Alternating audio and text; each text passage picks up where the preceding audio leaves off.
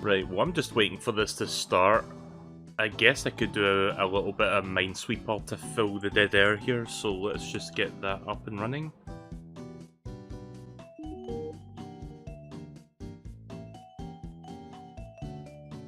Yeah, there you go. Can't believe I'm doing this again. Okay. Right, that one's a mine. That's not a mine. Wait. Yeah.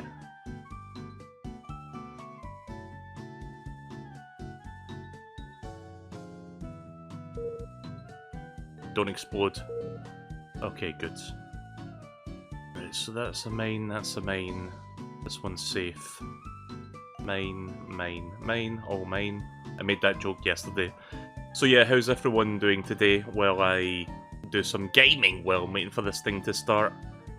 It begins in like just over 5 minutes from now, so I'm gonna see if I can solve this in that time.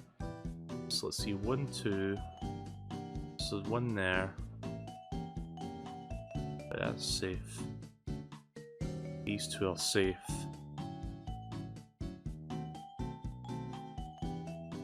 These two are safe. Right, I think that is dangerous. Oh, oh!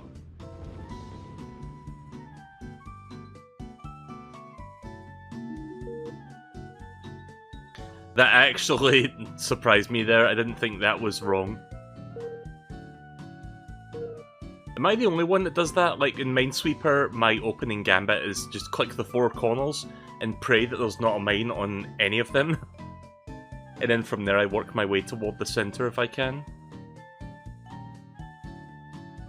Right, okay, so that one's a mine. This is a mine. That has to be a mine as well. The inner corners would more than likely be a mine. I mean, if you look at the one there, there's no place where it couldn't be. But you know what I mean.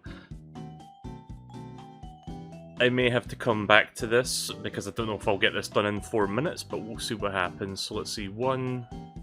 That's safe. That means this one's also safe. 2, 2... 1, 2, 2, 2. Yeah, that all checks out. 3, 1, 2, 3. So that one is a bomb. 2, 1, 2. Right, okay, so that one's dangerous. 2, 1, 2. That one's safe. 1, right, okay. Yeah, I don't want to get too absorbed in this game, otherwise I'll start the thing late. But yeah, it begins in about 3 minutes. You know what I should do? I should make a PNG where I've got like... I mean, it's not really relevant for this game, but for games like Fortnite or like PC games, I should have like Mel with a mouse and keyboard. Because in terms of gaming, I only have this particular expression. I don't have like one where he's got a mouse and keyboard in front of him, maybe a headset. I'll have to see if I can maybe draw something like that and add it to the set. Yeah, this... I may have to like resume this later because I don't think I'm getting this done in just under 3 minutes. So let's see, what the fuck am I doing? 1. Right, there we go.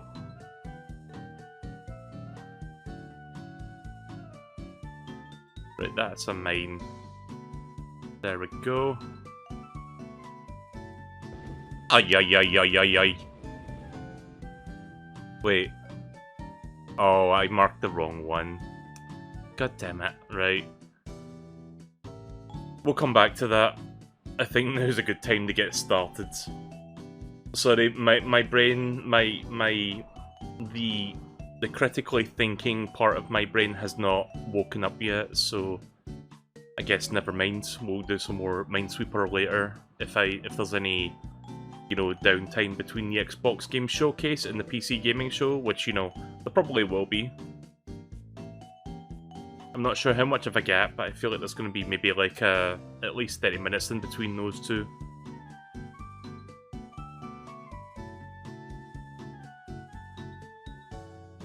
Right, okay then, I think we're good to get going now.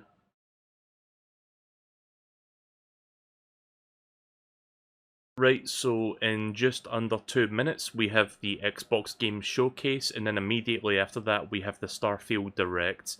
I'm interested to see more Starfield, and of course, you know, see the release date for that game. I don't think they're going to delay it. I think it is coming out this year. If I had to guess, maybe November. I think they're going to push it very late into the year, though, so probably November, early December. You can see the chat over there, but we're not going to be looking at that. Once I start this, it's just going to be, you know, it's just going to be the stream itself.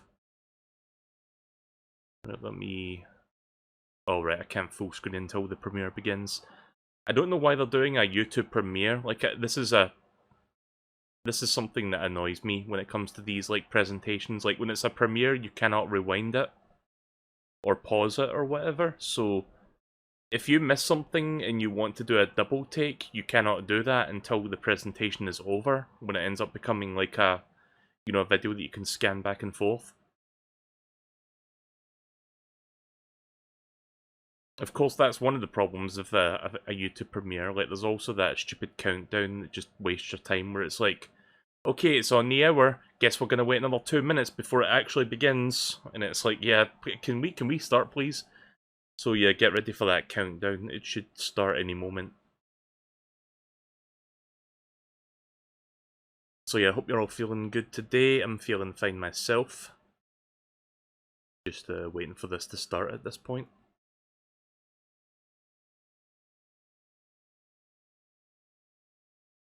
I'm wondering if Silksong is going to show up here, because it did show up last year at the Xbox Game Showcase, did it not? And you know what's funny about last year's Xbox Showcase? I'm going to turn that down a little bit. You know what's funny about last year's Xbox Showcase?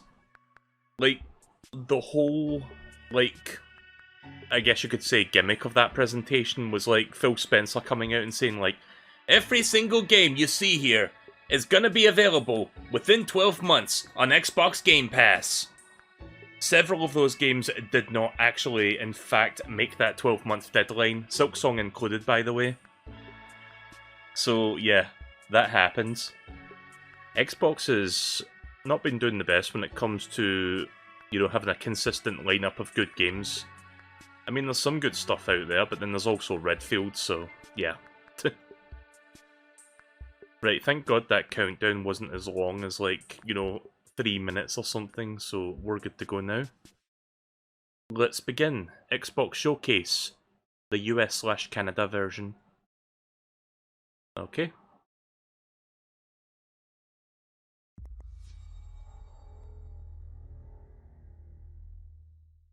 Hoping to see some good surprises in here.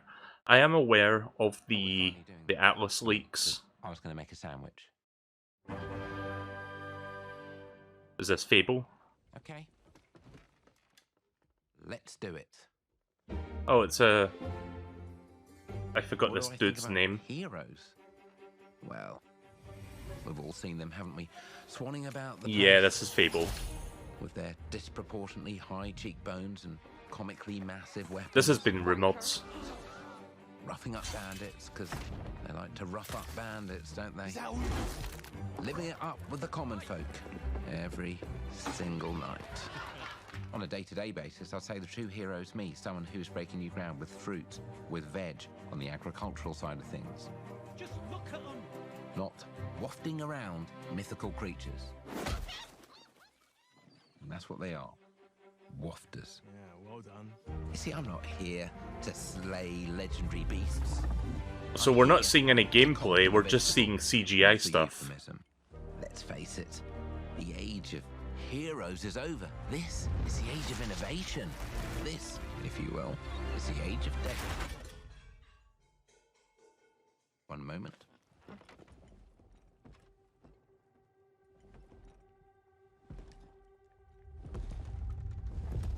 Oh. This is awkward. Yeah.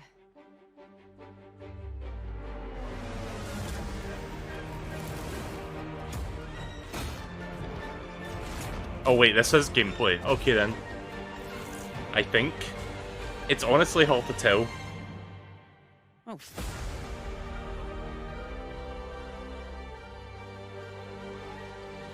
I have a confession to make. I've never played a Fable game, but I'm not opposed to looking into the series.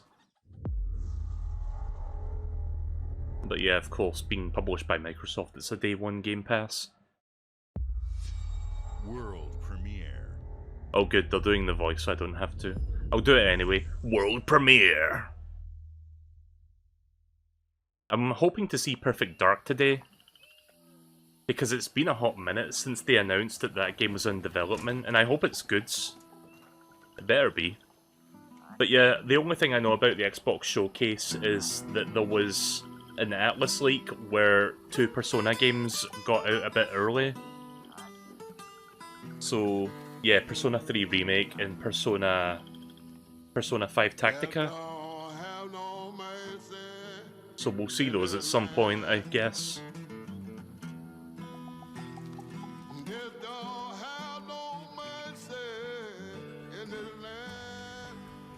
I like this animation style. What is this?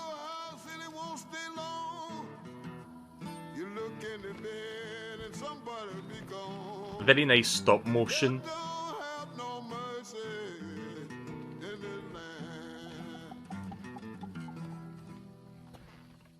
Shaking bones. Been a while. So, you remember that favor you owe me? I'm looking for a creature. Huge, sneaky. Teeth like knives. Oh. The fuck? Excuse me, sir, part of your skull sticking out. Well, hey, how about you guys? No? Nobody? Not helpful.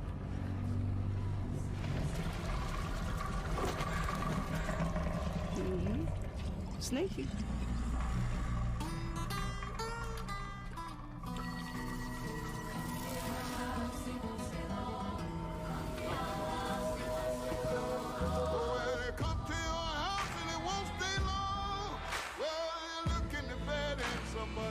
South of Midnight.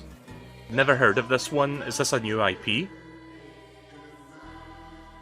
I'm intrigued. No gameplay, but I'm interested in what that might be all about. Okay then. World premiere. Another world premiere? Alright. What do we have this time? These are dangerous times. A At Ubisoft least studio? That's what I hear. Oh, right, Ubisoft Star Wars game. I forgot they were making one.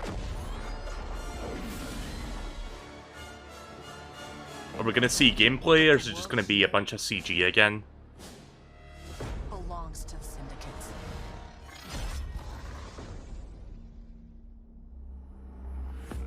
I need to get back to playing Jedi Survivor. I haven't played that in a while. I have Eventually. to play their game.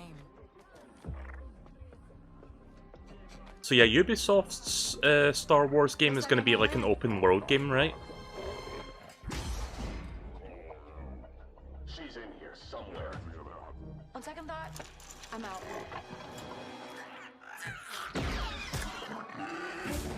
There she is.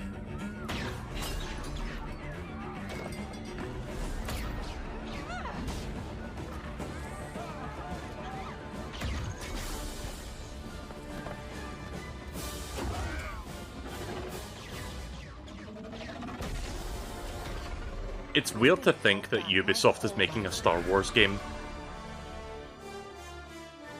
And now, I just need a chance to finally be free. Wherever that takes me.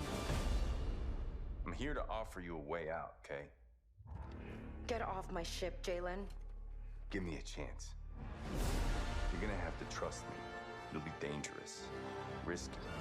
But if you pull this off, you'll never look over your shoulder again.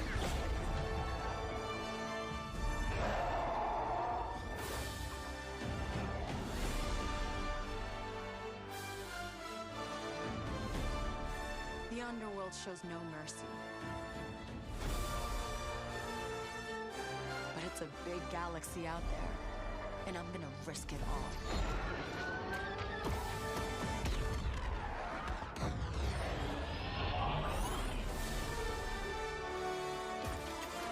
Star Wars Outlaws. Again, just a CGI thing. I mean, it's cool and all, but I would have liked to have seen a little bit of gameplay just to get an idea of what it looked like. Oh, here we go. Gameplay reveal at Ubisoft Forward. Right, well, I guess we'll see that tomorrow. Alright, what's next? Fable, South of Midnight, Star Wars Outlaws. Welcome to our first ever double feature, the Xbox Game Showcase, followed by a deep dive into one of the most important I hope it's not like RPGs Valhalla ever lengthwise. Yeah, I heard made. like Valhalla Starfield. like really drags. Gaming It becomes is the most very powerful grindy of all toward the entertainment. ends. It transports, it challenges, it connects us, and it's just incredibly and awesomely fun. That is why Team Xbox is committed to building the greatest place to play. By partnering with the most ambitious of game creators, and by unleashing the power of the gaming community, enabling all of us to play the games we want with our friends anywhere, from mobile devices to PCs to consoles. The lineup we have for you today is just incredible. These are the works of the very greatest creative teams from around the world. We made this show for you, the largest, most engaged, and globally diverse fan base in Xbox history. You are the heart and soul of Xbox. Your passion drives us, and you are the inspiration for the visionaries whose games we showcase today. From me and all of the team at Xbox, thank you. This next game is from Thunder Lotus, the award-winning studio behind Spiritfarer, who've gone back to their combat roots with an amazing co-op raid-focused action game that is uniquely theirs. Okay. All right, everybody, it's time. Alright, everybody. Alright, gamers, it's time. Premiere. Okay.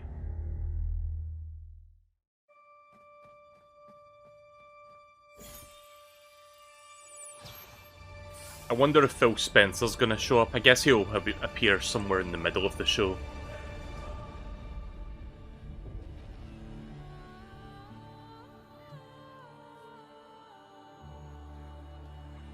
Also, they said this is by the devs of Spiritfarer, right? Didn't that game come out like just a year ago or so? I feel like that was a very recent game by them.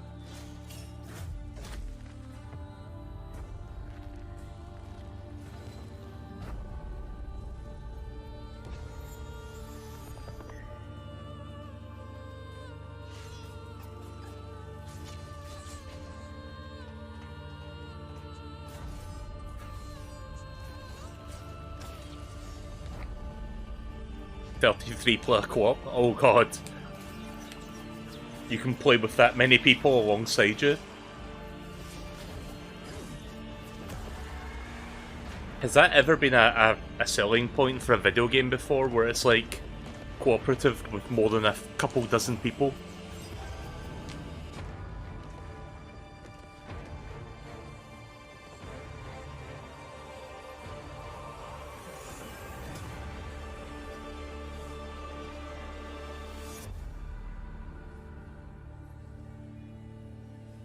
"33 Immortals."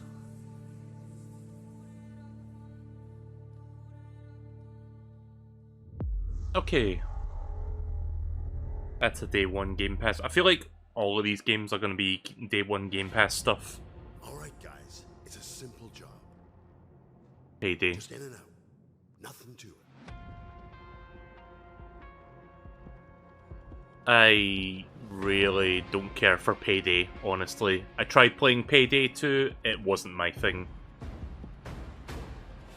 Everybody hit the floor!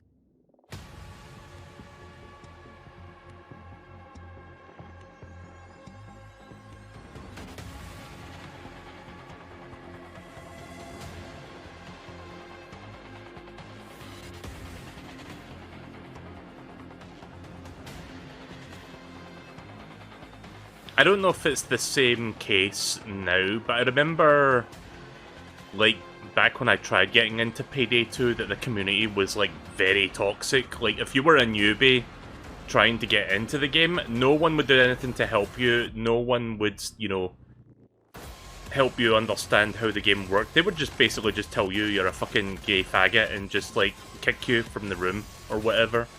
And sorry if that's a strong word to say, but it's true. Like that's how it used to be. Like the community was not the fucking best for that game.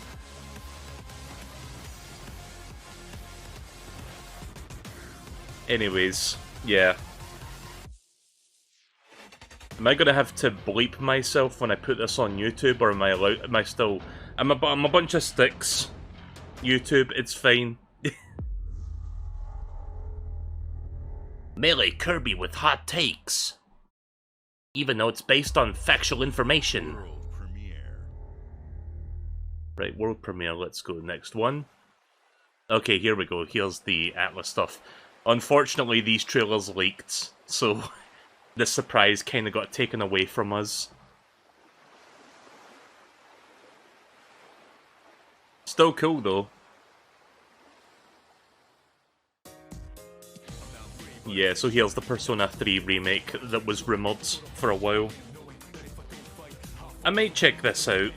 I played Persona 4 Golden, I enjoyed it.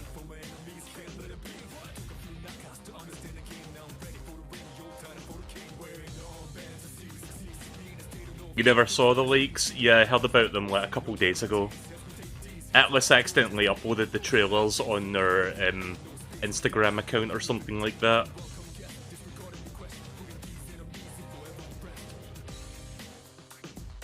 I'm guessing these are also day one Game Pass. I might look into this. It's been a while since I finished Persona 4. Yeah, that's a Game Pass thing as well. Very nice.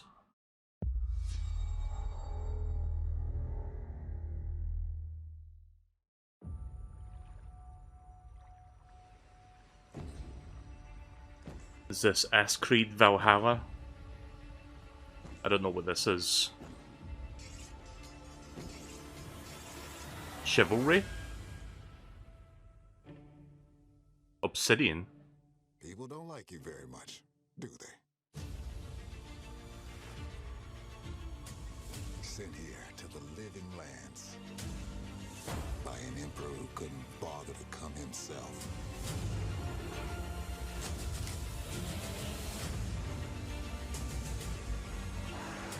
Dragon's Dogma? Maybe. To investigate some plague. There is a new one being worked on right now, right? Dragon's Dogma 2. You want us to trust you. But the truth is, you scare us.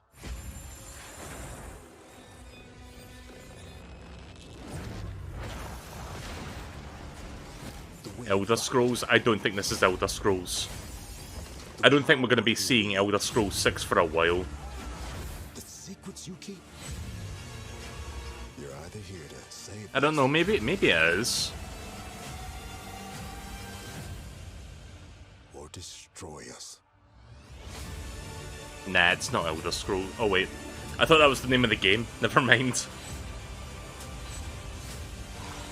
now that you have all this power,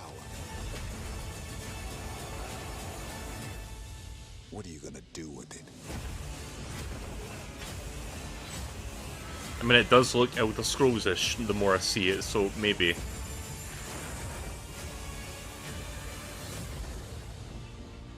Nah, it's not. Okay then.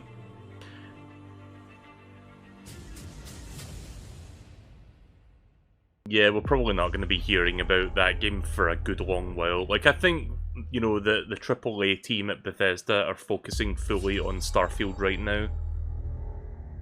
Realistically, I don't think Elder Scrolls 6 is coming out for another 2 years. Rare. Lucasfilm? What? Wait, this is Sea of Thieves? So wait, what does this have to do with Lucasfilms exactly?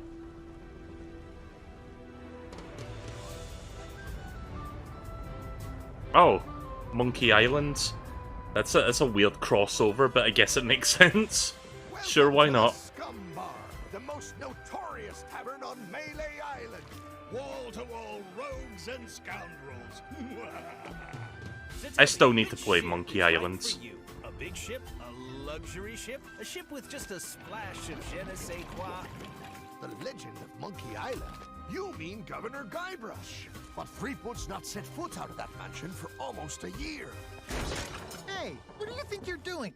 I told you no autographs. Though I see you have a meet and greet ticket. And I guess it's not every day that you get to meet the mighty pirate Guybrush Threepwood. The legend of Monkey Island.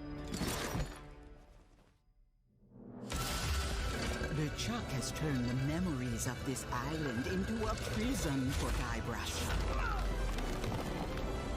Well, well, what do we have here? You need these.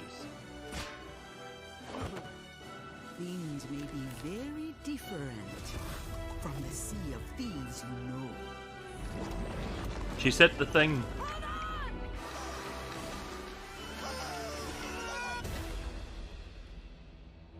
I guess that's a cool, like, crossover sort of thing. I've barely touched that game, by the way. I'm surprised that it's still going. Like, that they haven't ended the service. I guess it's still popular.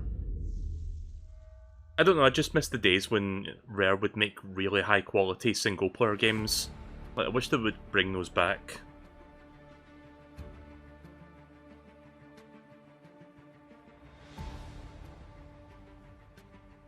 Oh, it's a flight simulator game? Okay.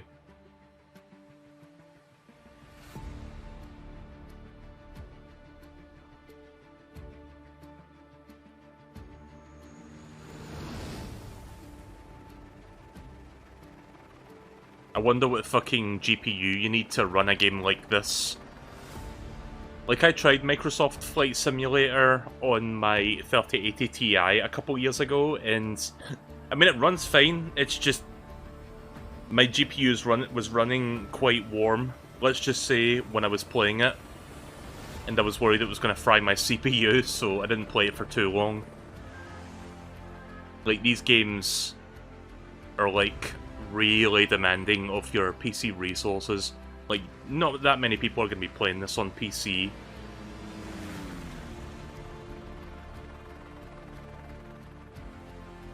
No, I played it on my 3080 when I got that, like 2-3 years ago.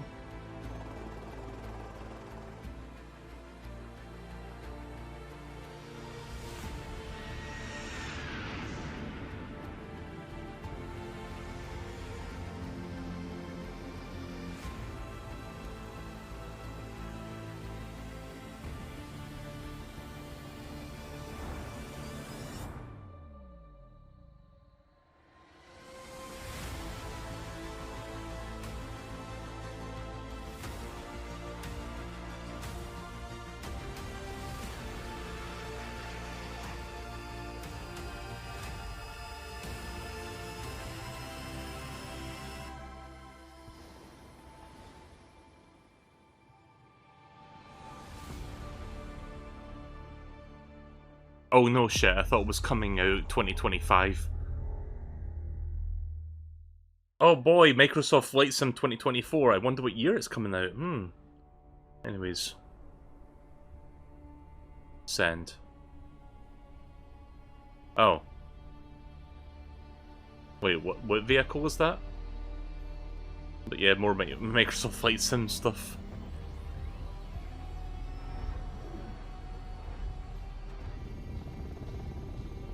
Fly vehicle?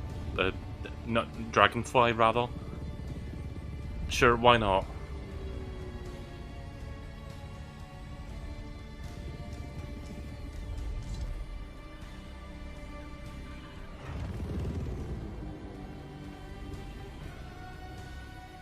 Given there's a bunch of sand around everywhere, I'm guessing this is Dune, but I don't know. Yeah, it's Dune. Okay then. I've never read or watched Dune, so all I know about it is that there's just sand everywhere, and that's it. Hi, Melina here, speaking to you from our performance capture stage at Ninja Theory, where we have just wrapped our shoots for Senua's Saga Hellblade 2. When we first showed gameplay for Hellblade 2, it was a look at some of the game's cinematic and immersive action, where Senua faced off against a gigantic troll on the Icelandic coastline. Oh yeah, I remember they showing this at the Game Awards like 2 years ago. Today, we're taking you deeper into Senua's story, her personal quest, her unique perspective on the world, and the intimate journey that awaits you in Senua's Saga. What you'll see today is all captured by the team on Xbox Series X. I still need to play the first Hellblade. I've heard it's a pretty good game.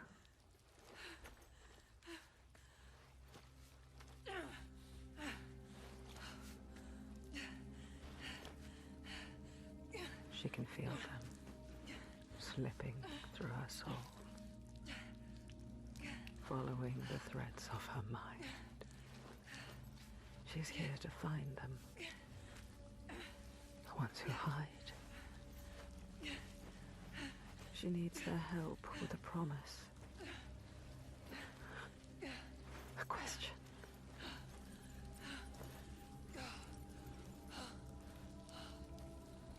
But it's never so simple, is it? Wisdom has a price. And there's always a part of you that changes. ASMR narration. And a part of you that dies. Over there, that pool. I can feel them. Feel them everywhere. The lost ones. They are watching us.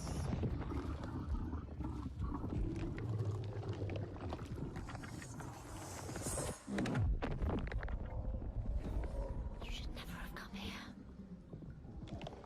I wonder. I'm gonna try something. 1 second. How can we make it happen? It's time to find out. Why are they watching? It's time to find out. What are they waiting for? Hey guys, I'm over here. I'm here. On the right. No, I'm over here now. You hear that? Watching. No, I'm over here now. Voices, voices.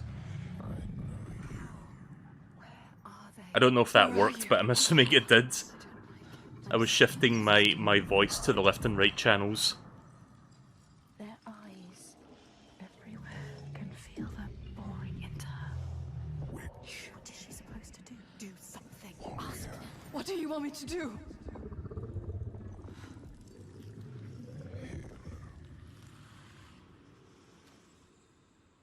Our souls fought through hell to find us. You were lost.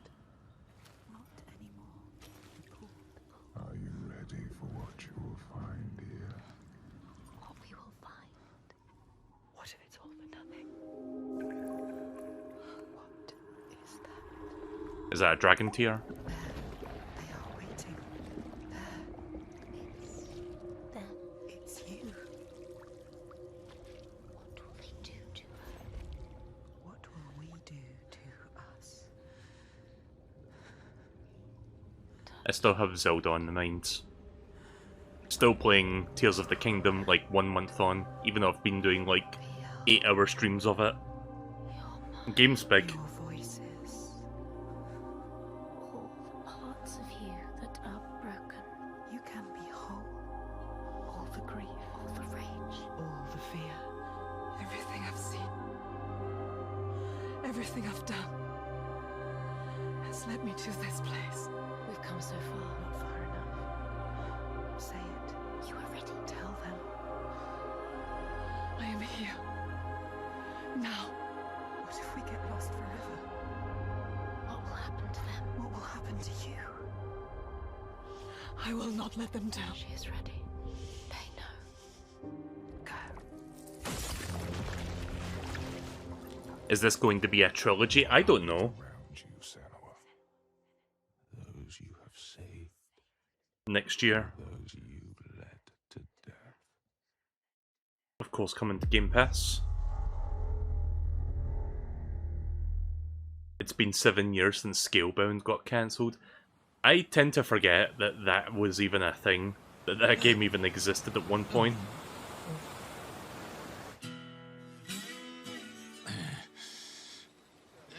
What is this?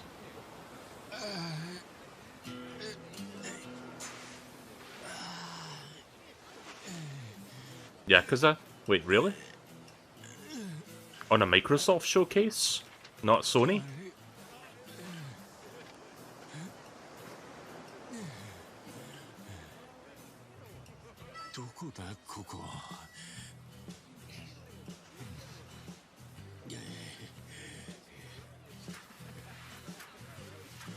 Oh, I see they're doing that bit. Yep.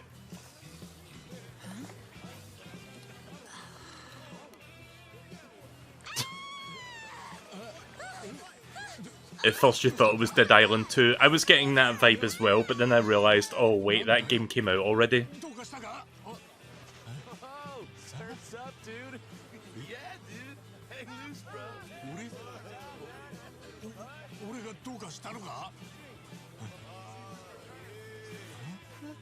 Assuming this is a Yakuza game, it's just weird seeing it in an Xbox showcase. Like, because I would expect this to be more of something you would see in a Sony State of Play. NANI?!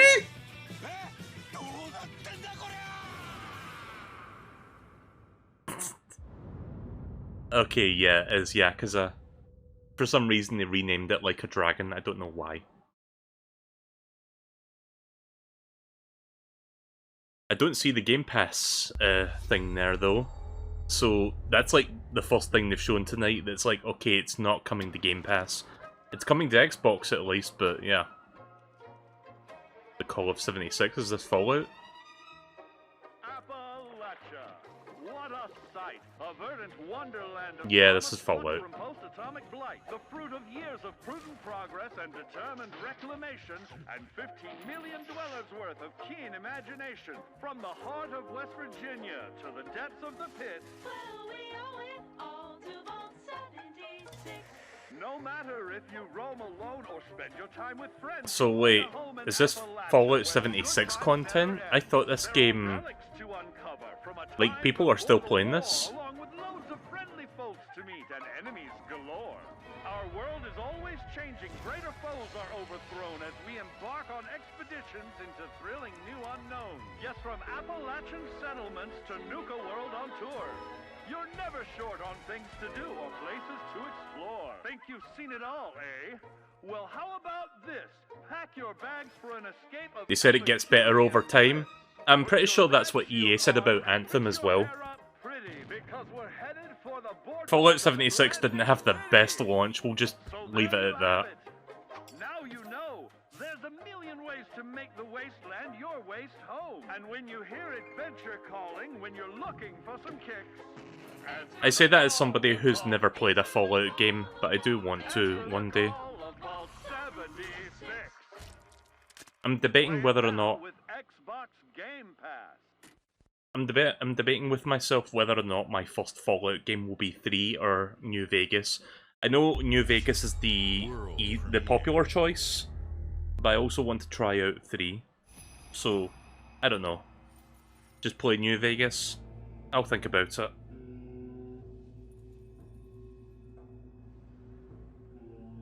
I'm also considering if I want to commit to streaming that game.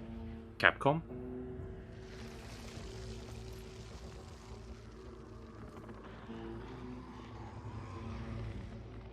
What is this?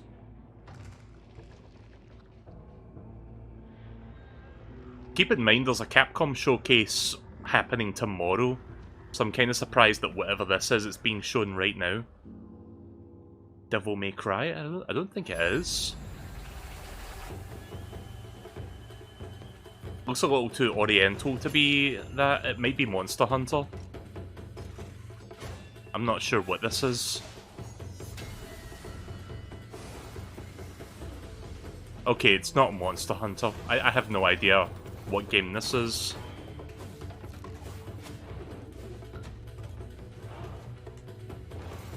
Possibly a new IP? I do like the art style though, it looks pretty good.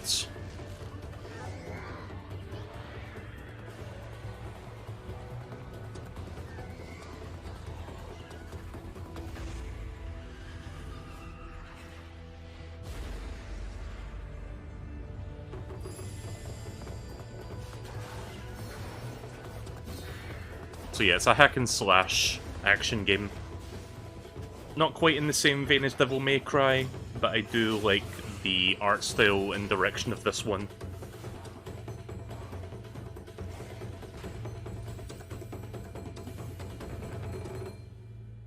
Path of the Goddess, so new IP, I guess? Brand new Capcom game? Again, really surprised to see that at the showcase, considering we've got a Capcom showcase tomorrow. I guess we'll learn more about it then.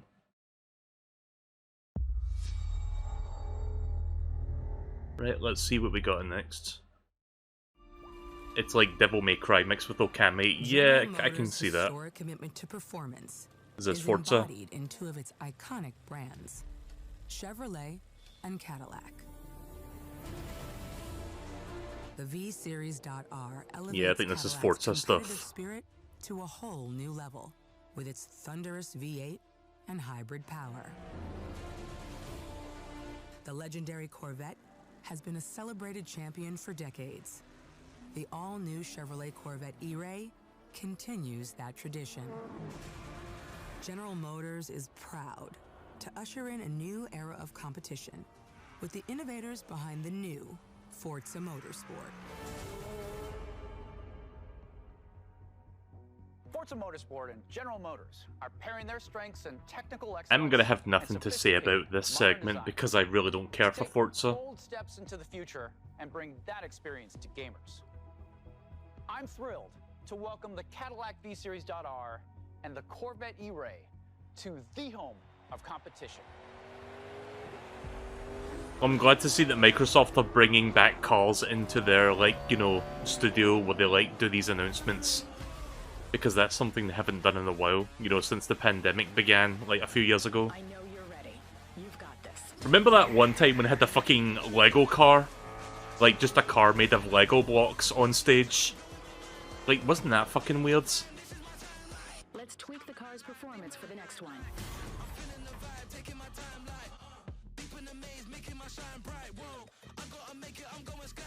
Is this DMCA? It might be, actually. I'm not entirely sure about that one.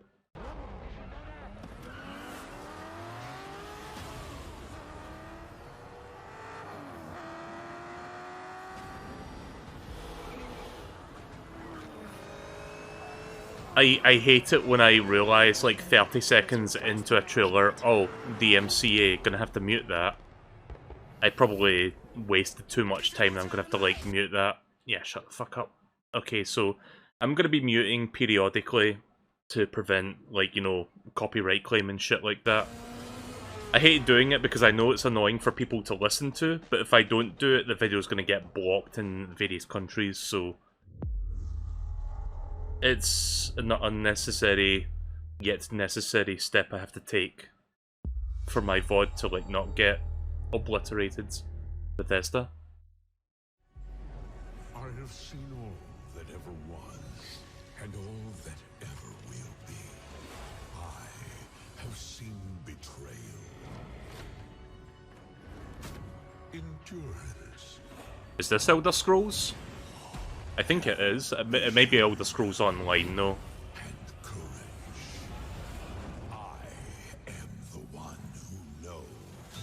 Yeah, I think this is online.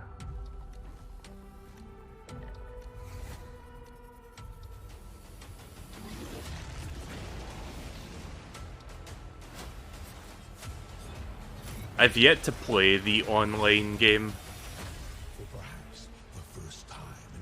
Like, I forget, do you have to, like, buy in to play this, or...? Disconnected from fate's flow. Unseen forces move against me, hungry for forbidden. Assuming it's online, of course, but I'm pretty sure it is. Long kept hidden. A secret that threatens to unravel reality itself. Yeah, you can kind of tell this is not Elder Scrolls 6 because of the visual art style. I mean, if the end of this trailer says Elder Scrolls 6, then oh boy, we're in a bit of a trouble with that game.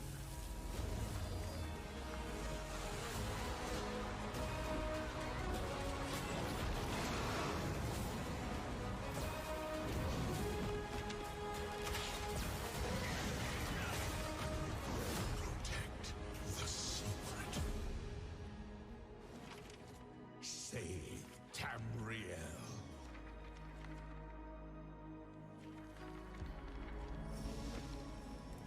Yeah, I've never really, yeah, it's online. I've never really gotten into the online game. I've only played a little bit of Skyrim. That's it. CSIS Unit 37. Toronto is under attack. By Null Sector. Overwatch 2. Something different about Null Sector this time. They've taken over. Yeah, this game hasn't had the best reception among fans, I have noticed.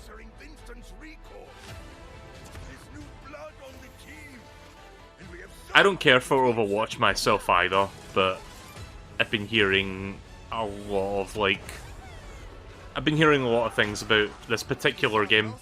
Maybe we can save the city. Coming through. Been a while, Vivian. As if I didn't have enough problems already. Hey there, just a Yoshi. Welcome to the stream. So we fly up there, smash through anything that gets in our way. And what's another business? I hate to interrupt the moment, but I'm picking up reports of more attacks in other cities. It's a fight they want. I say let's give it to them.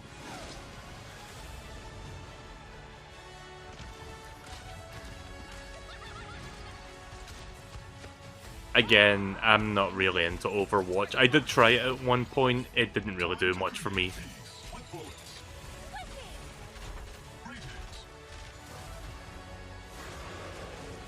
Do you ever wonder if the reason this game is so popular is because, you know, people draw porn of the characters? I mean, fucking Tracer, man. Like, obviously that's an easy example, but it's an example nonetheless.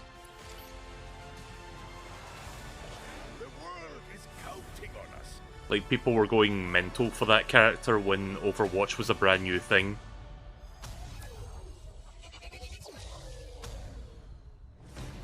Let's go. Shall we do this together? I swear that's a good portion of the Pokemon community too. Fair enough. Fair enough. Good point. I saw that. Not bad. Okay then, yeah. World premiere. Right, moving on from that. What do we have next? Seen quite a few premieres. Oh, is this the other Persona game? This place? It looks like we're in a Yeah, I think it is. Who are these people? No idea. But if they're attacking us, our only choice is fighting back. Hey, It got a really chibi art style in this one. I think this is Persona 5 Tactica. Like, this got leaked a couple days ago. To stumble into this world? The Rebel Corps will always help the Phantom Thieves, just as the Phantom Thieves have helped the Rebel Corps. Never forget that we're a united force who can rely on each other. I try to avoid leaks and such, but I did hear that Atlas accidentally uploaded the trailer to this like 2 days ago. Unfortunately, returning will be no easy feat. Somewhere deep inside. It's kind of interesting that Microsoft is getting these exclusives from these like Japanese studios. Take a stand beside us. Let's show them what we got. Like, if you told me a few years ago that we were gonna see like a Persona 3 remake at an Xbox showcase, I would tell you you're a fucking liar. So yeah, Microsoft has been making moves trying to get these exclusive reveals.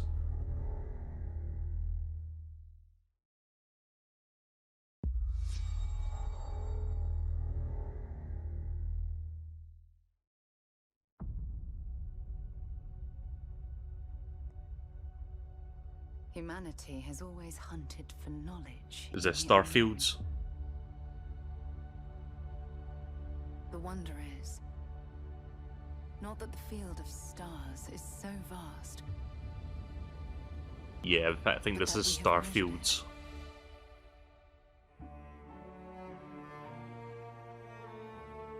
Are we gonna see Todd Howard on stage in just a moment?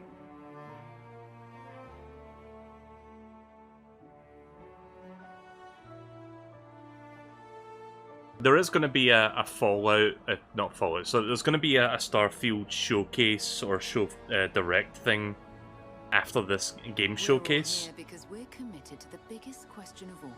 So they're not going to be showing too much of it right now, just this trailer and maybe like a release date. And then they'll show the gameplay proper after the Xbox showcase ends.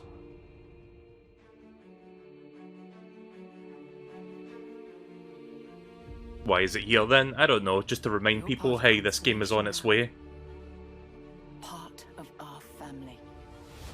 Maybe just to give a release date, since people are wondering when this game is releasing. We do not fully understand all that is at work here. No finer group in the stars to be unraveling this mystery. I'll follow you from here on out, Captain. Grab jump is ready. I love this part.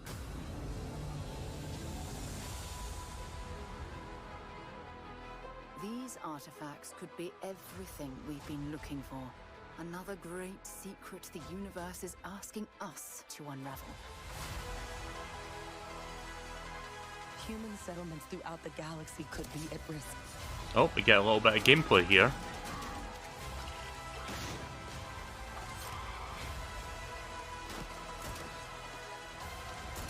We are not stopping. Whatever lies at the end of this road will change humanity forever.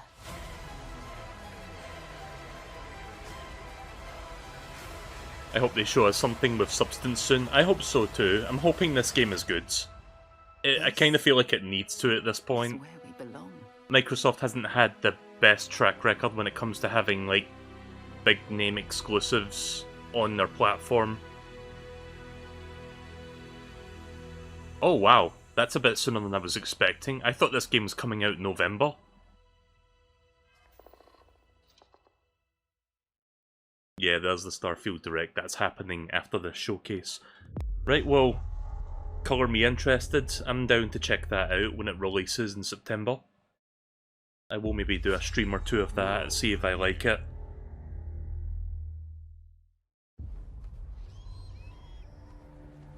I do have Xbox Game Pass, so I technically don't need to buy the game. I will have access to it day one, so that's good to know.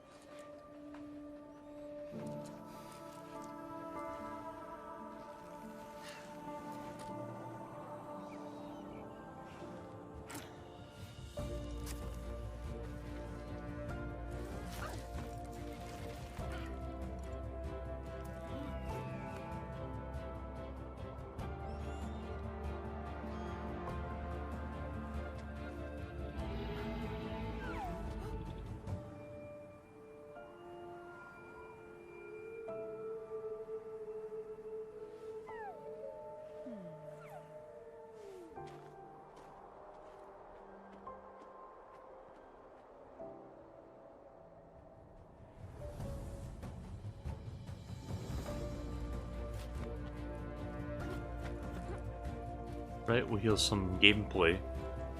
So it's basically that one mechanic from Breath of the Wild, Tears of the Kingdom. Just climbing walls.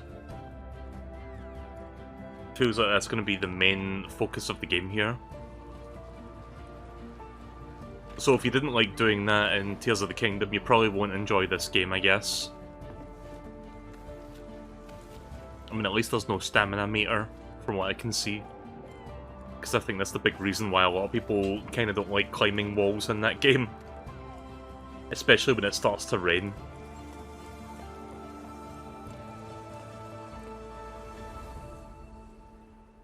Jusant? Jusant? That's a weird name. Yeah, it'll probably be a bit more interesting than that. I don't think it's just going to be exactly like that. Hopefully.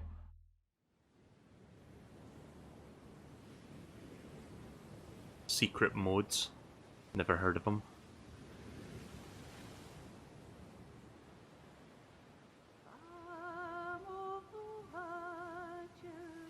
I'm still hoping, like, I don't know how long this showcase is going to go on for. I'm guessing like 2 hours. I'm still holding out for a Perfect Dark reveal.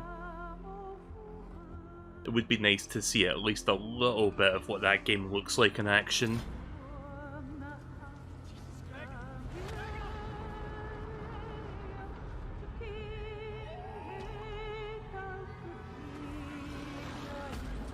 Like, when did they announce that there was a new Perfect Dark game in development? It was like 2-3 years ago? I forgot.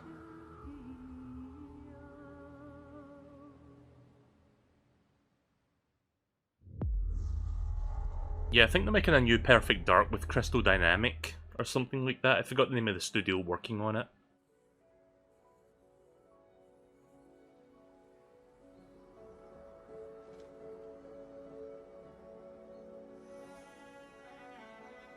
Like, they announced it a few years ago, but it was just like a CG trailer just showing Joanna Dark on top of a building, and that was it.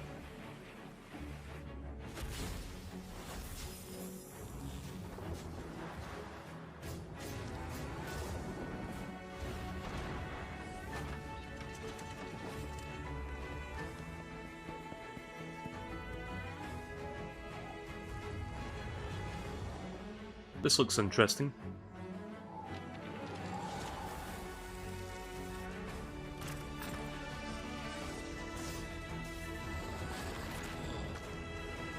Oh, that's cool.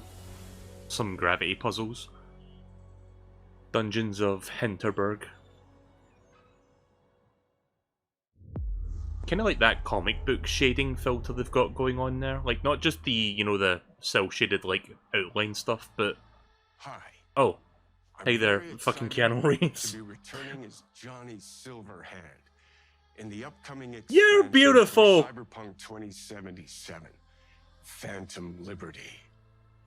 This new adventure Not beautiful, Johnny sorry. will be on a You're dangerous breathtaking! spy mission and introduces Idris Elba as Secret Agent Solomon Reed. It's really amazing to share the screen with you, Idris. It's cool to be a part of this game with you, man. As a player, you'll get to visit Dogtown, an unexplored part of Night City, and rescue the President of the new United States of America. Expect a massive expansion, twists, secrets, and plenty of stuff to do. I know the team at CD Projekt Red just keeps raising the bar when it comes to telling cinematic stories in video games, and I really can't wait for you to play it on Xbox Series X and S. But enough talking. I'm guessing you want to see for yourself, and so it is my honor and pleasure to give you and introduce the official trailer for Phantom Liberty. Check it out. Oh, there he goes. Just runs off. There's gotta be a way out of this. Alright, I've done my part. I see that the money has been wired into my account. I'm the fuck out of here. There's nothing can stop that.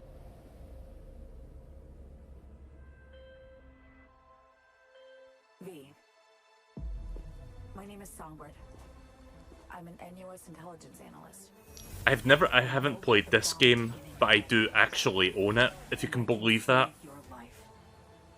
I have it on Steam. I'd like to check it out sometime. I just don't know when. President managed to crash her Space Force One into our humble district. Man's got 1,001 reasons to want Myers as a hostage. Sleeper agents. Time to wake them up.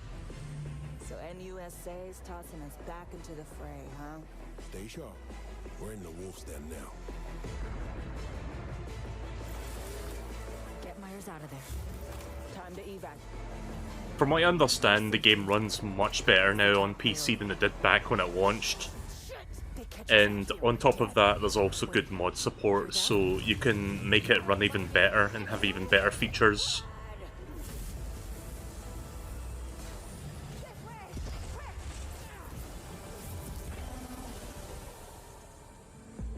Someone ratted us out. You know, V, treason ain't ever black and white. It's a charade, V. Wherever she goes, people get hurt. Bodies drop. Just want what Songbird promised me. The cure. The situation's changed. You need to know if you're with me. Illusion of freedom draws in the desperate. Pick your truth, V. Come on, got iron in your hand. There he is. Put it to someone's head. Funny actor, man. Mister, why do you come? If I don't do anything, and do it soon, I'll die.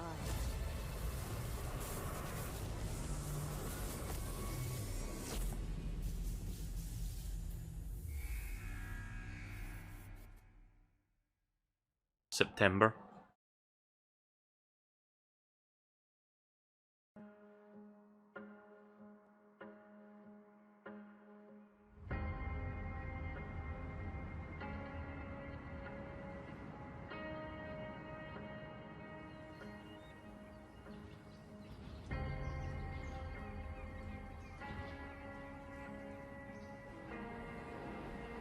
City skylines, it does look like that.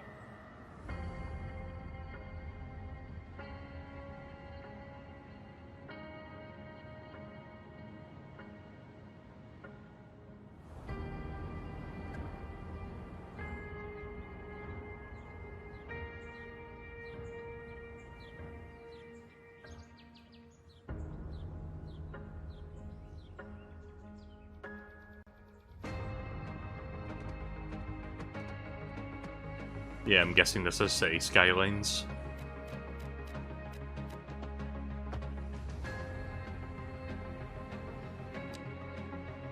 I've never gotten into the city builder genre.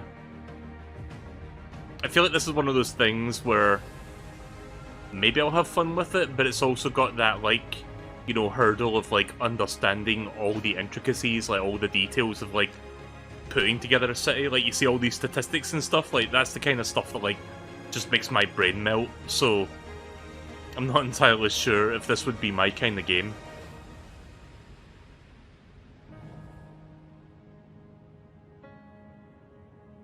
Time for Paradox Interactive to cash in on a new entry again. Oh, it's actually a sequel, it's not like a port of the existing game. Okay.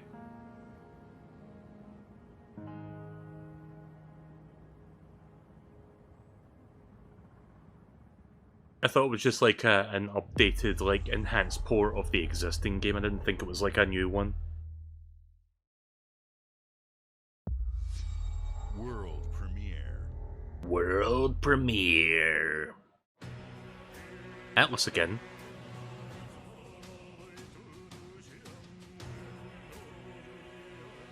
Man, Microsoft are like securing all the Atlas exclusives here.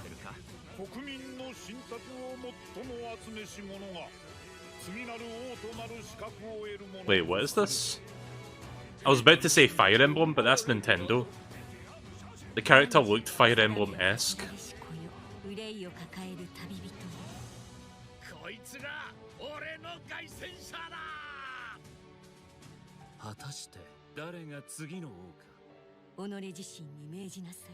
From the creators of Persona 3, 4, and 5. Yeah, I don't know what this is.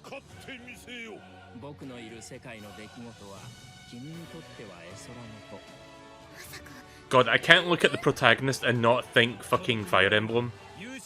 He looks almost like one of those guys.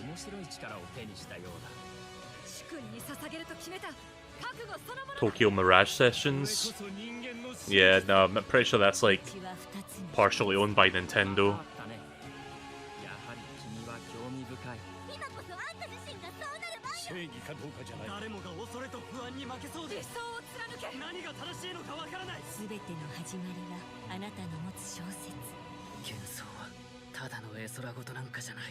Metaphor.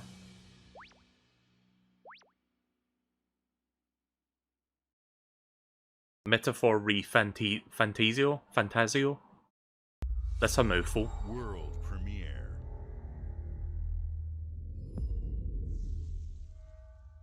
Okay, this next one is by Xbox Game Studios, so I wonder what this is.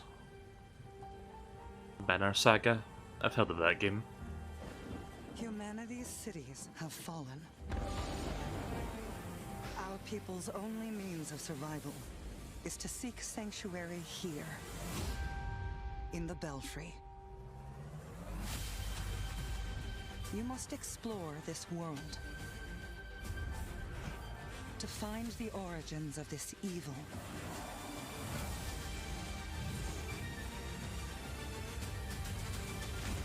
And bring hope back to our people.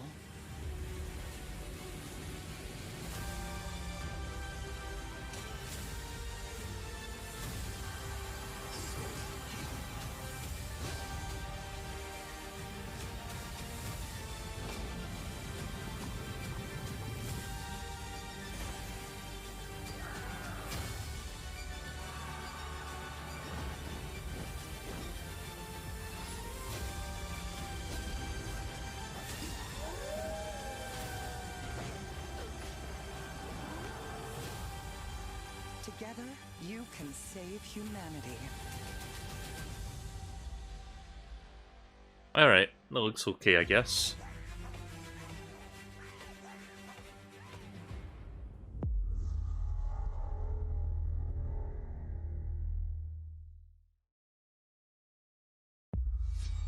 World premiere. Still waiting to see Phil Spencer. Like, I'm surprised he hasn't shown up yet. Like, we're an hour into the show. I'm guessing we'll see him in the back half then, like toward the end of the showcase.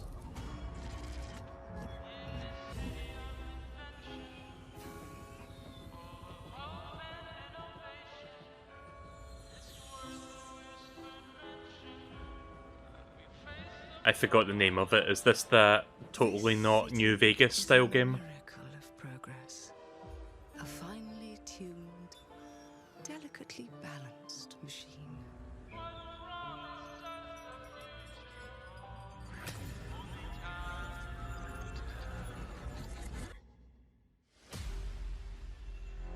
But it only takes one rebellious little gear to ruin everything. If you resist my rule,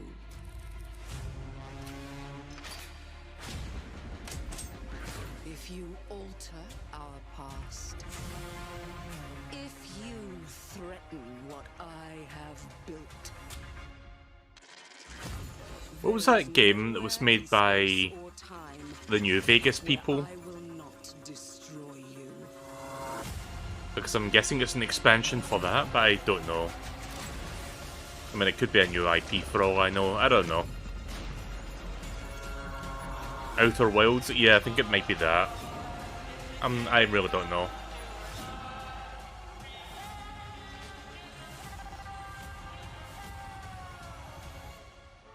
Oh no. What did I do?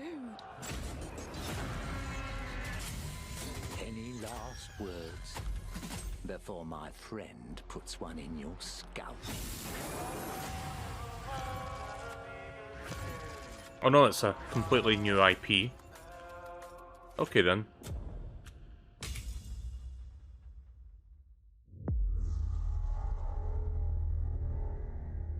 Are they still making content for the Outer Worlds, or is that run its course? Thank you all for joining Ah, us. there he is. Today is a special day for me and the team. I'm excited to see 11 games showcased from our first-party studios. We opened with Fable from Playground Games, which will bring the franchise into the modern era while staying true to its British style and humor. Compulsion and In Exile shared their first original experiences since joining Xbox with South of Midnight and Clockwork Revolution. And we are thrilled at how Avowed is shaping up for release next year from the RPG masters at Obsidian. In addition to Avowed, our studios will deliver Hellblade 2, an all-new Microsoft Flight Simulator, Towerborn, and more in 2024.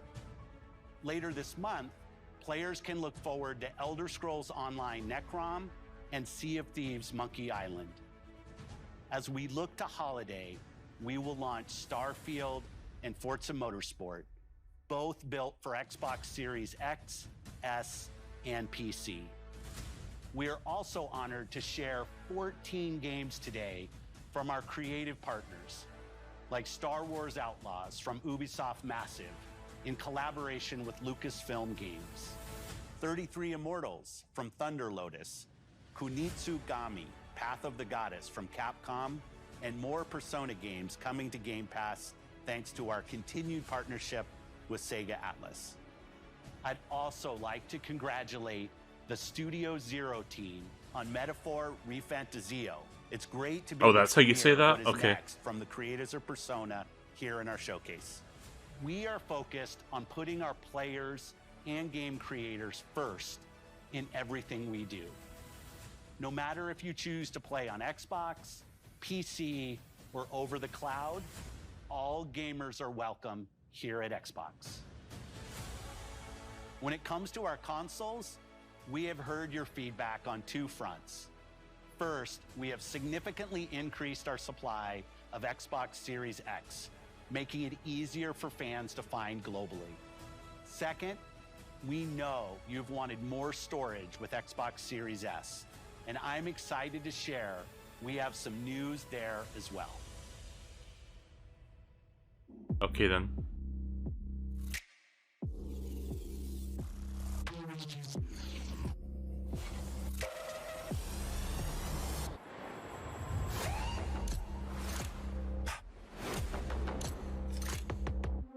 So it's just a new Series S model.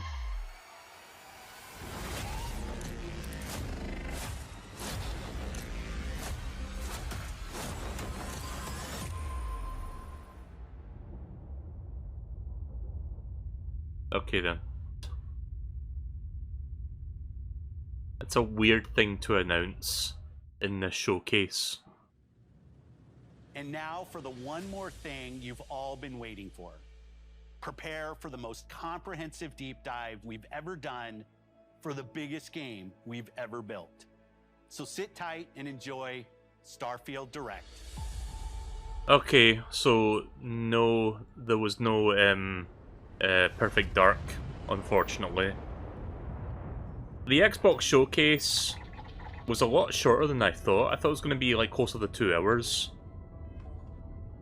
Unless the Starfield Direct in of itself is going to be like an hour long, so that will add up to like 2 hours. Yeah, Silksong didn't turn up either. Apparently that game's still coming out this year, but the devs delayed it to make sure, you know, they polished it up as best as they could. So I'm not sure exactly when that's releasing yet.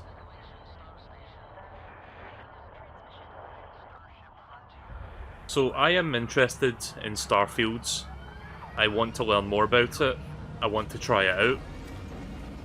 I guess we're also going to be seeing Todd Howard here. He'll probably be hosting. Thank you so Yeah, much for there joining he us is. today, and welcome to Bethesda Game Studios.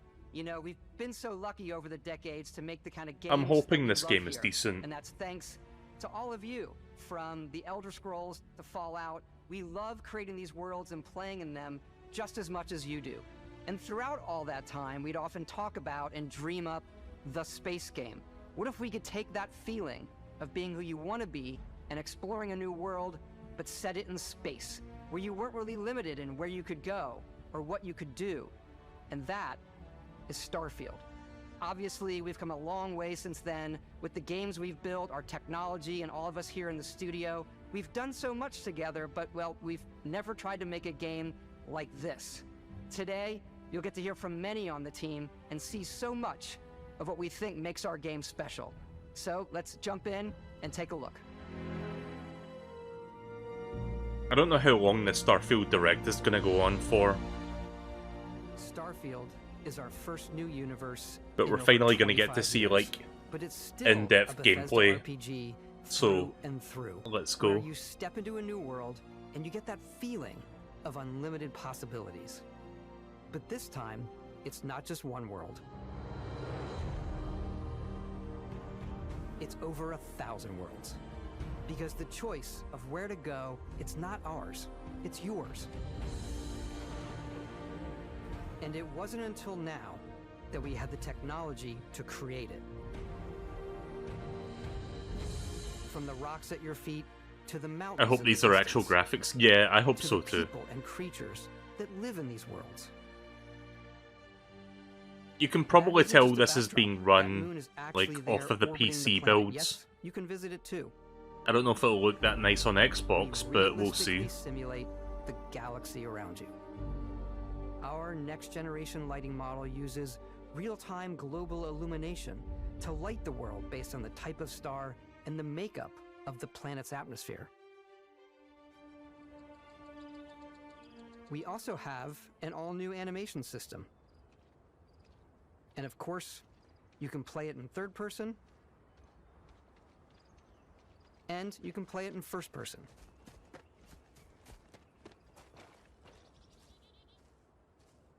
We love exploration and rewarding it, but you do explore differently in this game given its scale. That usually involves exploring an area you've landed in. You can collect resources, do a mission, and maybe even stumble upon something unexpected.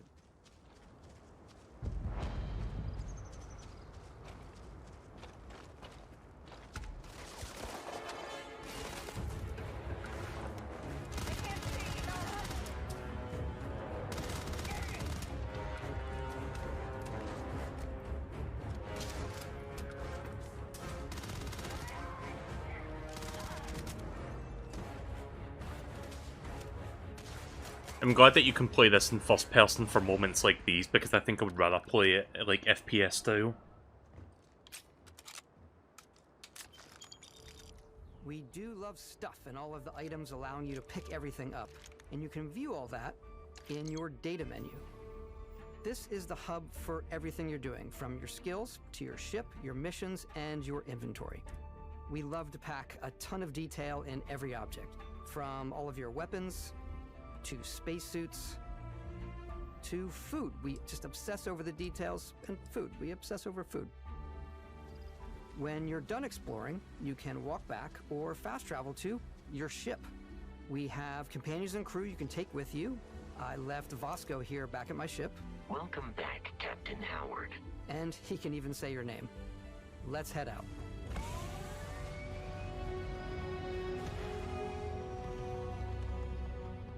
Our mission was to convey the wonder and majesty of space exploration, to evoke the romance of the golden age of early spaceflight.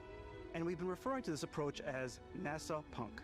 This means a design language where the tech is NASA advanced, yet still looks grounded and relatable. For us, it's that contrast. That's where the visual interest is. Obviously the NASA, which is the rigid, hard function over style, and then Punk, which is all about style.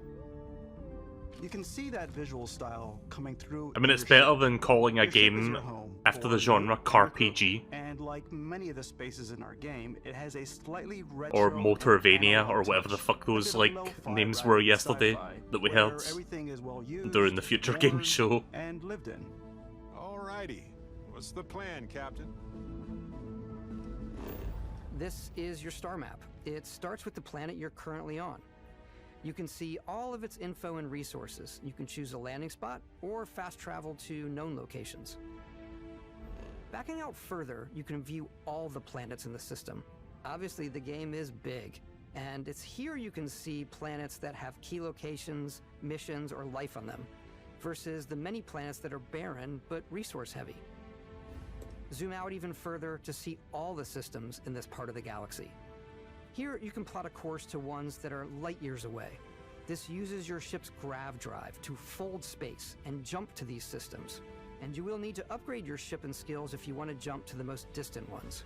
But for now, we'll plot a course to the Alpha Centauri system, where we can find the city of New Atlantis.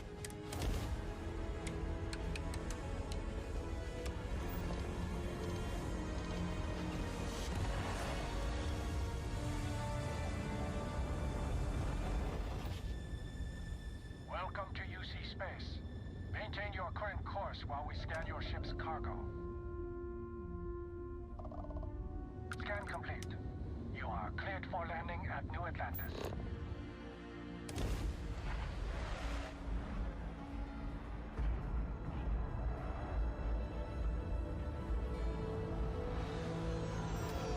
As soon as you land in a city like New Atlantis, your eyes are guided upwards to just these boundless, vast buildings. It's the biggest city we've ever made, not just in size, but also in the amount of custom art, crowds, and quests. Oh boy, walking NPCs, you know that's going to be fun in a Bethesda game. They're probably going to be really glitchy. This is a Colony War memorial. It's a few moments of gameplay that make the space feel like it's full of real characters that are going about their day-to-day lives. It's paralyzing if you really stop and think about it. Buddy, it's coffee. It's also where your adventure with Constellation Like, obviously it looks begins. nice here because they're, like, showing a controlled, like, environment and whatnot. And, like, you know, they want it to make look as good as possible for the direct. But let's be real, most people that are going to play this game day one, the NPCs are probably going to be, like, jittering and janky and, like, bumping into walls and shit. Like, it's going to be, like, some of their other, like, big open world games where it's, like, not the best when you first play it. Surely they've at least improved over the years, I would hope so. The artifact, if you could place it. But I feel like stuff like that will still slip through the cracks. Oh my god. Look at how it's coming together. That means there's a set built by an intelligence outside the settled systems. It's definitely an eclectic cast of characters. I don't mean to be very, like, cynical. I'm still looking forward to this, but yeah. Constellation's leader, Mateo, the theologian who believes that there's definitely something else out there. Noel, the gifted scientist and Sarah Morgan's protege, and Walter, a very successful businessman in the settled systems and Constellation's financier. Anything goes as long as you have the money. There's also Vlad, the Yeah, ex-pirate, glitches can be funny Sam too, Coe, can be the entertaining. former space cowboy, and Wait, Barrett. Space Cowboys? What I hate about these pirates. Completely resistant to my otherwise irresistible charm. Okay The then. journey you take with Constellation is just the first of many you'll embark on. The settled systems is home to all kinds Can of I play as a different Space stories, Cowboy people, class? Because I'd be down adventures for for you that. to uncover.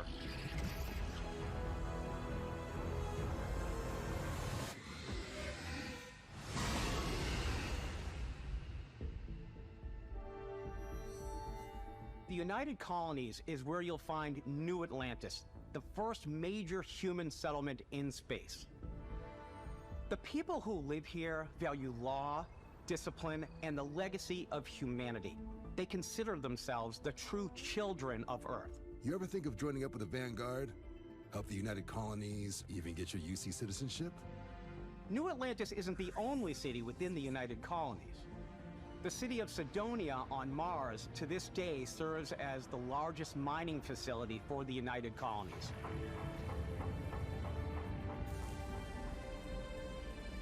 Beyond the United Colonies' reach, you might find yourself in a much more wild and independent coalition of star systems. This is Freestar Collective Space. The capital of the Freestar Collective is Aquila City. The Stone Root Inn is an Aquila City fixture. A ranger relies on judgment and intuition to do what's best for the people. Neon started out as a fishing platform, but is now known throughout the settled systems as a pleasure city, where almost anything goes. If you've got morality issues, this definitely isn't the job for you. Okay, that voice didn't really fit with that character's face. Ryujin is hiring the best and brightest of today for our future tomorrow. Everyone has been chewed up and ground up by Neon. Try not to get yourself killed, all right? Outside the bounds of civilized space, there are still plenty of unclaimed systems to explore, but these areas are also home to the most hostile factions in the galaxy. The great serpent hungers. All heathens shall be made dust in time. Alright, here's some more gameplay. A new face? Well, This is the face of a good brave gameplay, leader all here 2 to seconds of challenge it. the Red Mile. They think the galaxy is theirs. They are wrong. It belongs to the Crimson Fleet. It always has. In Starfield, we're pushing our cities and settlements further than we ever have before. It's all there, waiting for you. A slice of humanity's future. So, ready to get out there? Throughout the galaxy, there are so many things to see and stories to experience. But the most important story is the one that you tell. I'm the type of person who spends hours in character creation, and I think people are going to be really excited when they see all of the improvements we've made. One of the biggest overhauls was done through our character generation system. We scanned a wide range of faces from different age groups and ethnicities, and by mixing and matching all that data, we were able to create highly detailed and diverse characters. We use that exact system to create all of the characters and NPCs you're going to see in the game. So any character you see almost always is a character you could make yourself. Hey, come on. Right, well, I hope the character creator is pretty comprehensive You were out cold. in that regard. No physical damage. Mentally, the jury's still out. You know who you are? New recruit for Argos Extractors? Ring any bells? Any of this look familiar? Yep, here's the character creator. You start your character creation journey as though you're cycling through employee records. You'll pick from a lineup of 40 presets, and that'll be your starting point. Your journey from there can be as detailed or as quick as you want it to be. This new system has more to offer than ever before. It's also the simplest character generation system we've ever had. We let the player get as close as possible to make whatever they want. With the various facial morphs you can blend together, the dermesthetic and makeup, blemishes, scars, piercings, teeth settings. It's a lot, but I think it's the most fun to use. Can I make Charles Martinet again like I did in Street Fighter 6? This is also where you start to decide who you want to be. That's where backgrounds come in. Backgrounds give you a bit of backstory and start you out with 3 basic skills. From chef to Dusty. You know, the crew still has a betting pool about which restaurant critic you must have crossed to wind up here. What's great about backgrounds is you never know when yours is going to come in handy. You could be in the middle of a fancy restaurant talking to some guy, and suddenly you learn he needs a beast hunter to help track down a monster. Fine. I probably should stick to professionals anyway, given what happened the last time. We're also giving you the option to customize your build even further by letting you pick up to 3 traits. Traits are completely optional, and they come with their own advantages and disadvantages. You could choose to meet your biggest fan. By Vectera, by Vectera! Is it really, really you? He'll join your crew, and he'll give you gifts, if you're willing to put up with his constant commentary. That was a weird I can't face. believe I get to stand near you, breathing the same air. I've got to have every molecule. My favorite Okay, that's is totally Jigsaw. not creepy. You have to pay some credits to support your parents, but they're very sweet, and it's really fun to go visit them. Honey, we got ourselves a visitor. Oh my god! I came across some hostile zealots in space, but because I had chosen a trait that made me the same religion as them, I was able to get by without any issues. There's another great one that gives you a damage buff when your health is low, but mercenaries will randomly show up and try to kill you.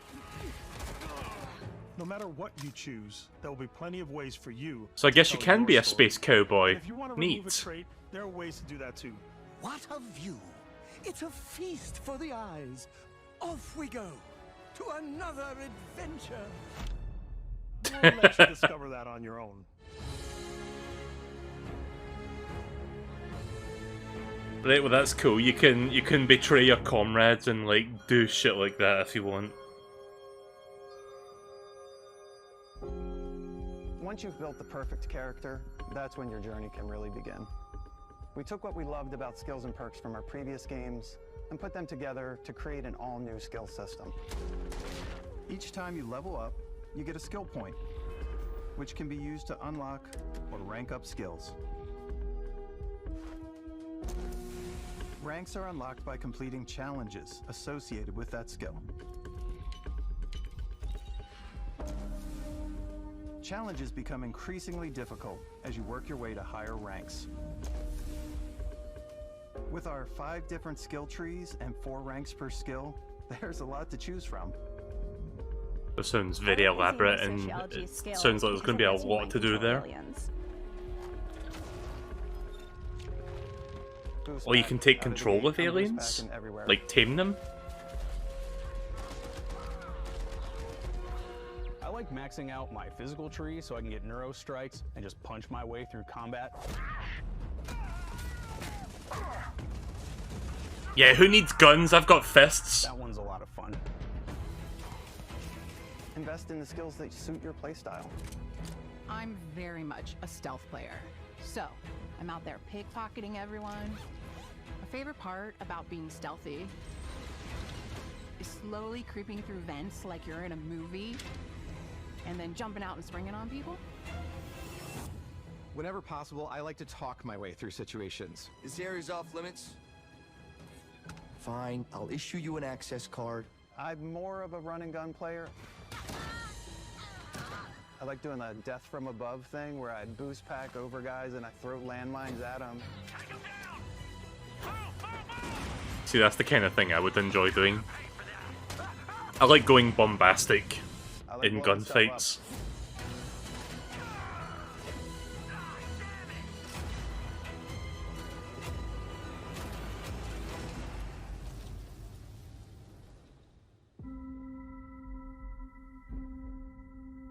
This looks actually pretty good so far.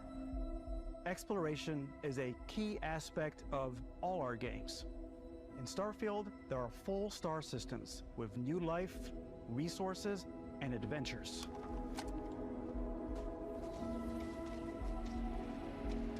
Our team worked hard to strike a balance between fun and realism. We studied data from NASA and a multitude of other sources to help us make the world feel believable. From the way we approached planetary atmospheres to the way we placed biomes based on the planet's distance from the sun.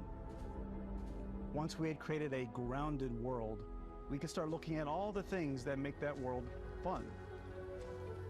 When you leave a planet and head into space, you'll be navigating asteroid fields, having chance meetings with interesting strangers, dogfighting in space, and exploring derelict ships.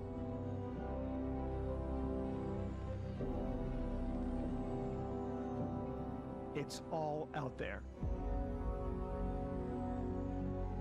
Ultimately, it's about rewarding your curiosity, because whether it's on the surface of a planet, the alleys of a city, or the vastness of space, you never know what you'll find.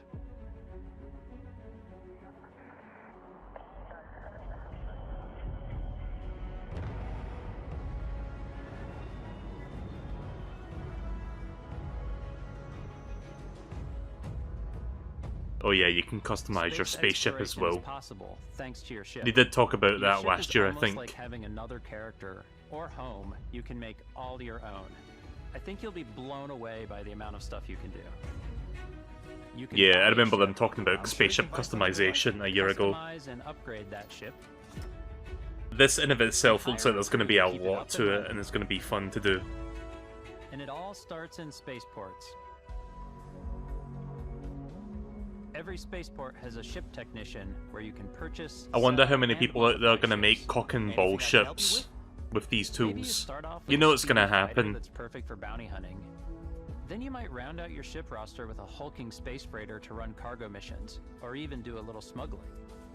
For now, though, we're going to take our starting ship, the Frontier, and make some changes. You can customize and upgrade everything you see here. Whoa. And you have two ways to do that.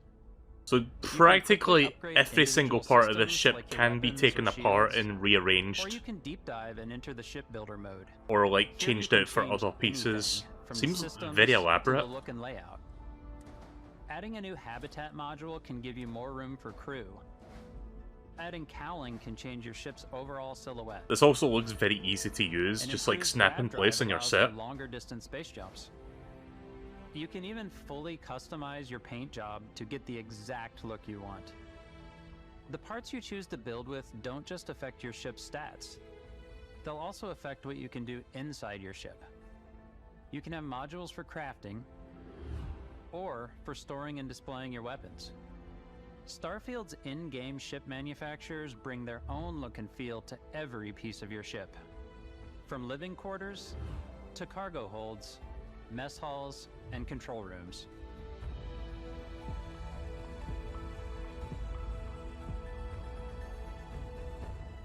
our modified Frontier is a practical ship, but with a little creativity, your ship can look like almost anything you want. It's a bit odd, but one of my favorite ways of customizing ships is I make them look like animals. The HMS Platypus, as I called it, where it had like a giant tail to it. And we've done spiders, we've done mechs. So it's really Transformers. Whatever your imagination is. And while you can build your home among the stars the way you want to, you're probably not the only person who will call your ship home. Ready to lift off when you are, Captain. Engines ready. The Frontier is fueled and ready, Captain. Some of the members of Constellation can join you on your journey. These companions can serve on your crew, and they'll always be there when you travel. We'll be traveling together until we either find an artifact or this lead runs dry. Each companion comes with their own valuable skills for your ships and outposts, as well as unique quest lines. Eventually, some friendships might blossom into romance. I don't know that I've ever really loved anyone except you. And if you're looking for a little extra help on your ship, you can always hire additional crew at spaceports. Got any room on your ship for someone like me? You'll also meet potential crew members out in the world. Still think there might be a spot for me on your ship? I gotta get off this rock. Assign crew to your ship or outposts, and their unique skills will affect how they run. And just like companions, most crew members can lend a hand in the field. Take Bosco, for instance. He's designed around the core basics of a NASA machine. Please avoid getting shot. You might die. I still wanted to give it almost a humanoid personality, so I elongated the limbs. This tends to make him feel more human-like and give him a little personality. It is a shame exploration requires so much bloodshed. Using the shipbuilding tools and crew selection features in Starfield, you'll be able to build and captain the ship of your dreams. Sorry for the lack of commentary, I'm mostly just listening to this. Like, I am very interested, and it seems like it's going to be a really good experience from what they're showing here.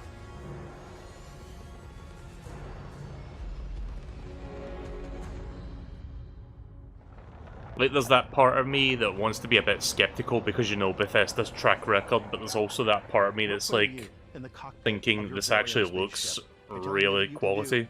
Pretty much anything, and that is really cool for us as developers.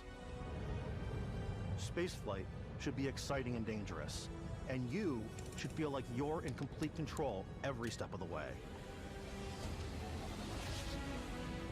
We've extended that sense of control to ship combat. It's not about just hitting your triggers. So you can even do dogfights in space as well. Man, this game has everything. Between your piloting skills and our power allocation system. Boosting power to your engines will make your ship faster. Powering up the ground drives will shorten the amount of time it takes before you can make a jump.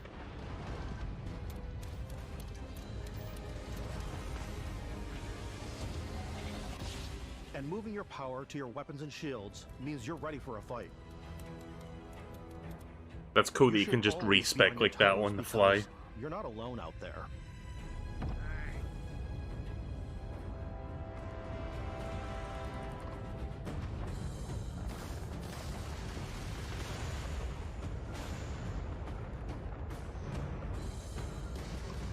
Unlocking the targeting control system skill will allow you to zero in on specific subsystems of the ship you target.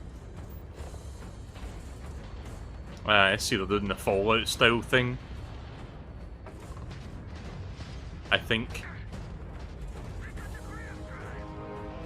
I guess that makes sense for this situation. You can loot the remains from your cockpit.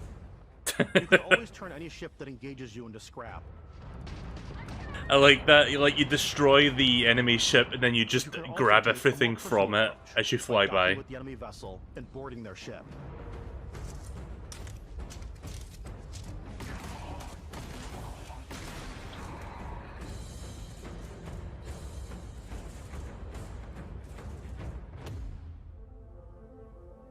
Once you've taken control of an enemy ship, it's yours. God damn. Add it to your fleet and retrieve it at any spaceport. But space is way more than fighting for your life. Just like when you're planetside, there are plenty of sights to see and stops to make on the way to your next adventure. Like these massive star yards. Walk the halls, talk to the crew, maybe get talked into buying a whole new ship. A civilian in my star yard. Let's see about getting you a proper ship, one worthy of you. I don't think this will ever come to Switch. Battleship, like the UC Vigilance. Not unless they make a cloud version, but I doubt that's going to happen either. I think this is going to be Xbox and PC exclusive. On a cruise ship fit for the stars. There are plenty of personal encounters to be had as well. You can hail any ship you come across to trade, swap info, or maybe even commit an act of piracy. Let's do this. When I'm playing, I generally go crazy. I definitely go like the more piracy routes. I want to take over ships. I'm gonna board ships. I'm like, this is now mine. I feel like I'm gonna end up doing shit like this, just like start trouble and just take over ships. Sandwiches. I don't want to play this hero, but I want to go out and just start taking things from people as quickly as possible. Sure, why not? Some strangers might be looking Yeah, I take over ships because I want sandwiches!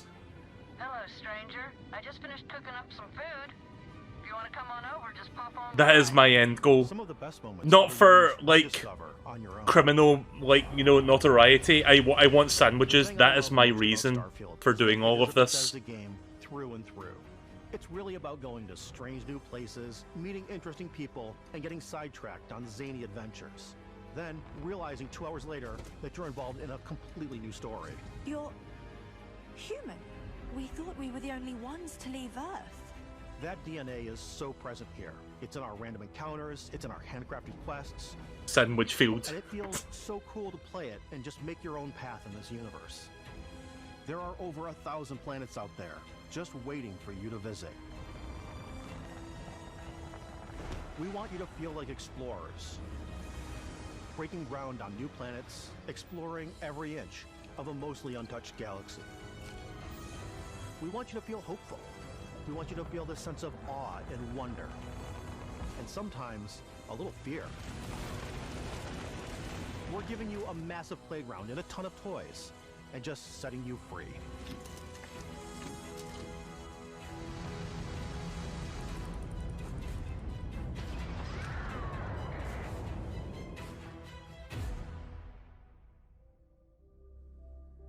Hey everybody, we've shown you so much stuff, but we thought we'd just take a little break and show you something a little bit different.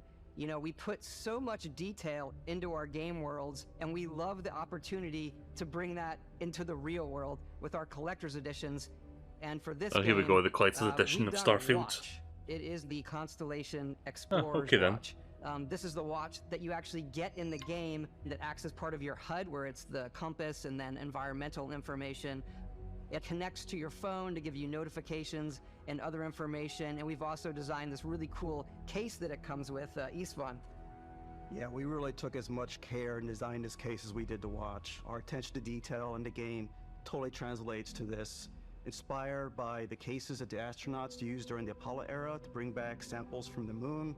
It's got an intricate locking mechanism, authentic, heavy, comes with a Constellation patch, native strap, and the overall functionality and believability of this as something that would exist in the world, in the Starfield universe. Oh, and hey, take this. You'll find it very useful out there, and it even tells the time. That is kind of cool. We actually have something else. Now that we're part of Xbox, we get to work with the amazing people on the Xbox hardware team, and together we have created this custom limited edition Starfield controller. That looks nice. It's awesome. It is now, you know, our favorite controller. We love this because it's inspired by the actual controls of your spaceship. I do like that. Like, it's got like the schematic rating and stuff on it. Like, that's a nice detail. And this is a perfect pairing with that controller.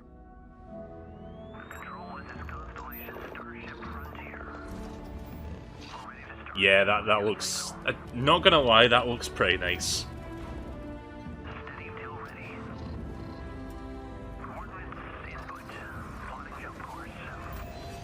Yeah, I'm not looking to buy another Xbox controller, but if I was to buy another one, I would consider getting one of these.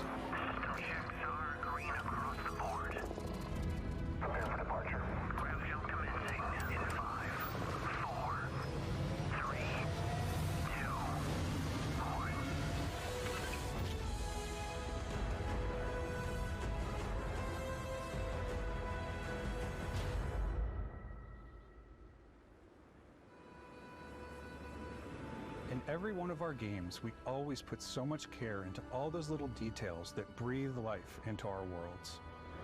But Starfield isn't just a Bethesda Game Studios world, it's a Bethesda Game Studios galaxy. So why go this big with Starfield? Because we want to give you freedom on a galactic level. The freedom to experience both the exciting planets and the quiet ones. Scanning a planet before you land is a great way to get a sneak peek at the available resources you can use for crafting, building, and customizing. I think what's cool about this whole system that we generate the planet itself as a procedural content, but the handcrafted content itself comes as the player explore. Our system builds a planet as the player approaches it. We stitch together a block of terrain.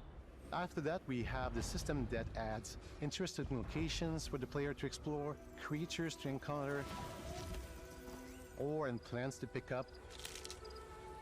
It allows us to add that touch of environmental storytelling that Bethesda is known for. Aggressive creatures have been disrupting our experiments. Their habitat isn't far from here. If you could take care of them for us, we would be in your debt. So even if your friends were to visit the same planet that you had, you would have a different story to tell. Yeah, apparently some of the planets are procedurally generated. I guess that makes sense considering there's like over 1,000 of them. Kind of like that one game of which name is escaping me right now. No Man's Sky. I don't mind that though, necessarily. I don't know if this game even has online cooperative. I was mostly going to be planning on playing it solo anyway. So I think this game has a solo experience first. It's completely up to you how you want to interact with each planet. Whether you want to explore and see what you can find, harvest resources and be on your way. I don't know if they would have had time to pre-generate all of them.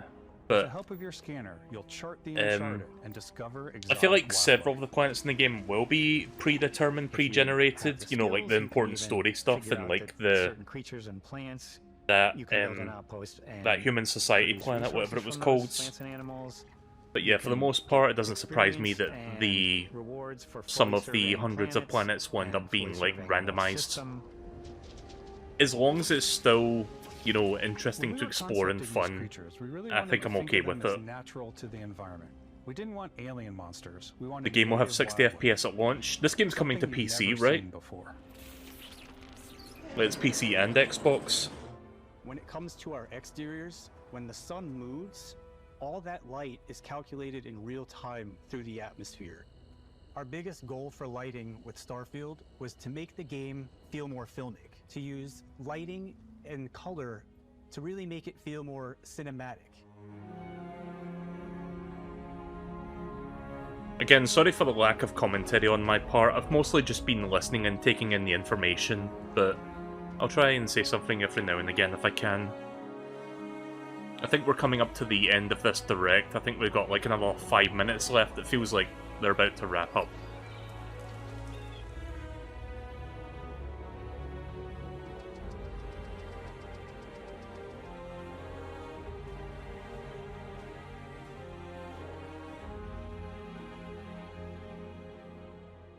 After some exploring, you can find a spot to set up a base camp.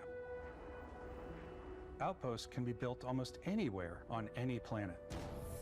And the habitat modules come in all shapes and sizes, filling all different purposes. You can even live in them. Assign crew and companions to work at your outposts for added bonuses, and set up extractors to harvest resources while you're away. Something cool we have this time is we have a new fly cam. where you can toggle between on-foot building, or you can now use a top-down isometric camera, which helps plan out larger parts of the outpost and placing those larger halves. So that way you can really plan your structures and what the overall feel of your outpost is. And then when you're on your feet, you can really decorate and fine-tune things much easier. Another aspect of the game that people will no doubt lose many hours into.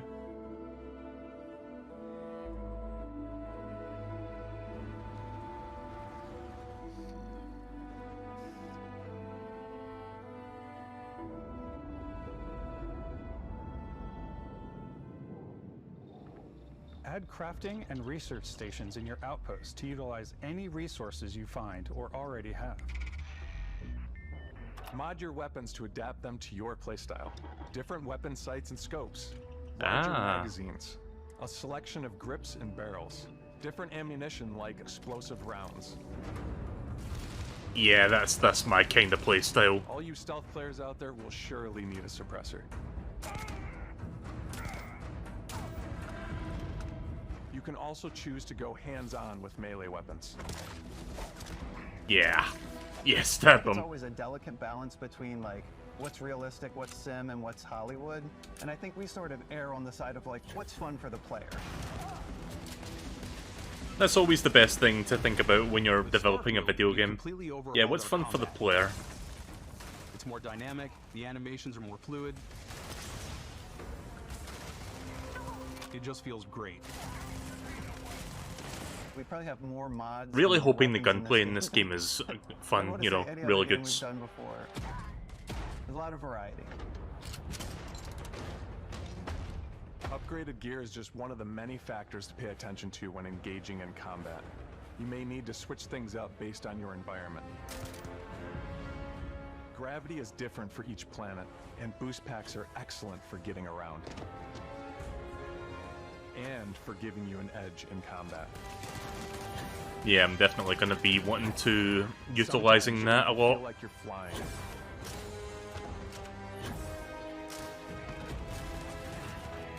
Like, I'm probably the kind of person that's going to be doing that a lot, just like flying around and shooting people if I can. Firing a ballistic weapon in 0G will actually push you backwards. Energy weapons, Nice. on the other hand, offer a more stable shooting experience. That could make for some fun moments. Mag weapons.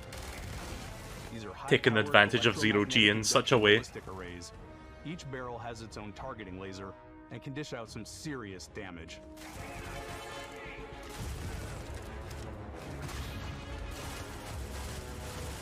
Whether you want to get up close and personal with your own two fists, or you like more compact weapons like pistols and submachine guns, or maybe you prefer something bigger.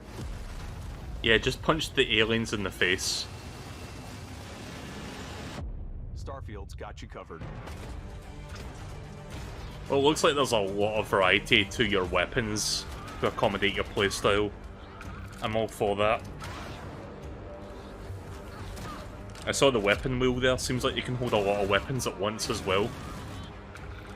So you basically just have a Batman, like, you know, Batman belt full of tools that you can use at your disposal.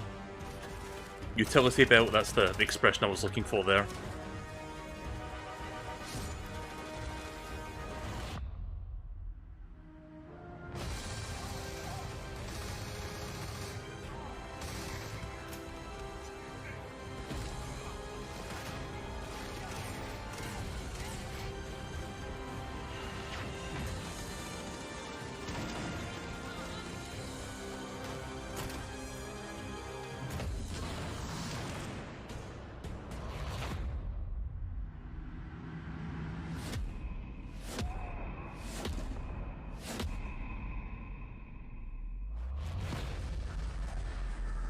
What the fuck?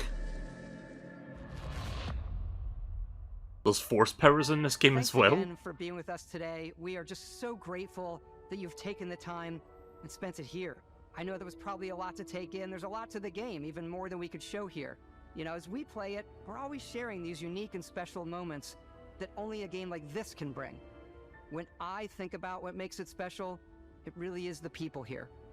This game is a reflection of the incredible and passionate team that made it. All of them putting something special of themselves into it. So let's hear some of their favorite moments.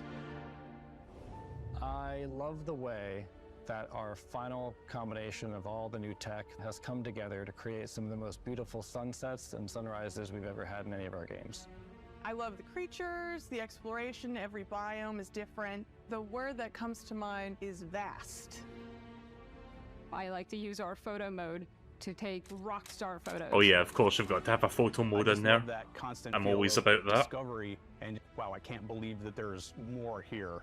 I'm most excited about our outpost building systems. My favorite part is every time you step out on a planet, it's a unique experience. You spend all this time building your ship, and you see it on the landing pad. These things are gigantic.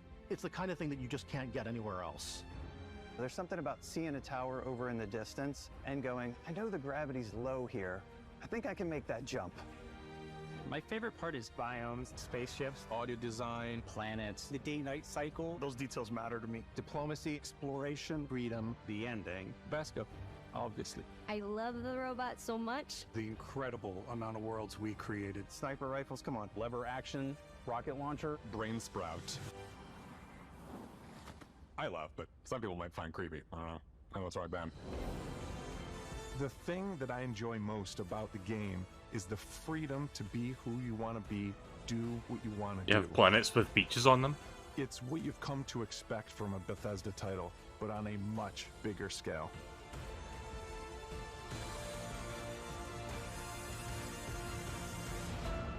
On behalf of all of us, we can't wait for you to play Starfield and make your own special moments.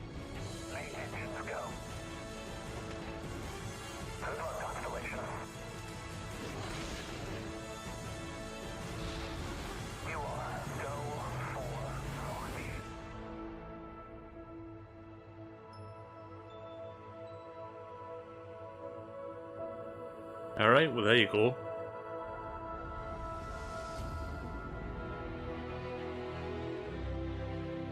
Again, this is surprising me that the game is coming out as soon as September. I thought they were going to wait until November, December to release this.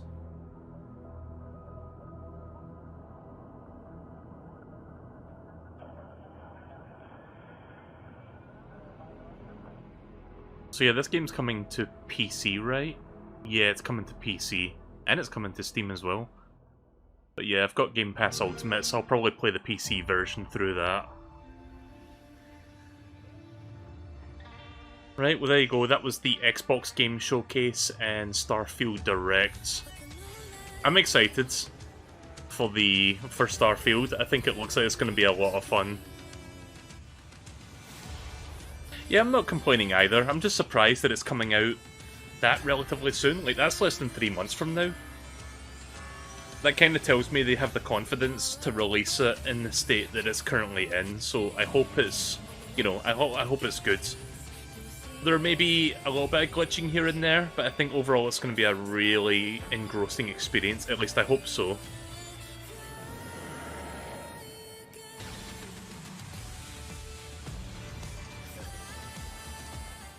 Gonna turn this down a little bit.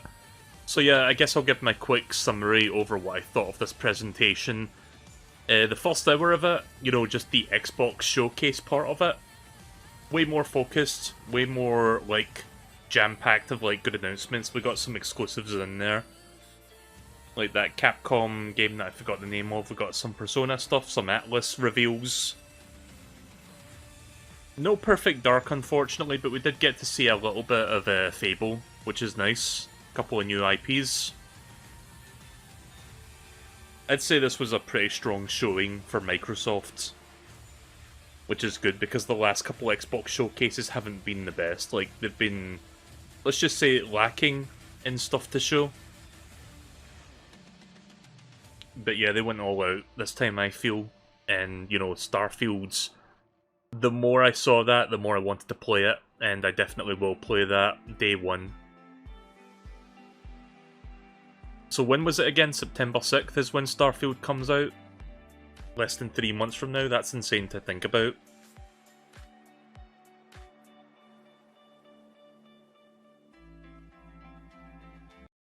Right, I'm just going to pause that for now. So yeah, that was good. I thought that was a really good showing for Microsoft. Very, very jam-packed with announcements, and it was not a partial Snorefest like Summer Games Fest tends to be with its, like, you know, pointless fluff, like I've mentioned a couple times. And even the Starfield thing, when it had some downtime, it didn't take long before they would show you gameplay again and, like, go into more details about what kind of mechanics and, you know, features you can do and just, like, how you can utilize those features. I just love the idea of, like, how much freedom it seems like that you can do in that game.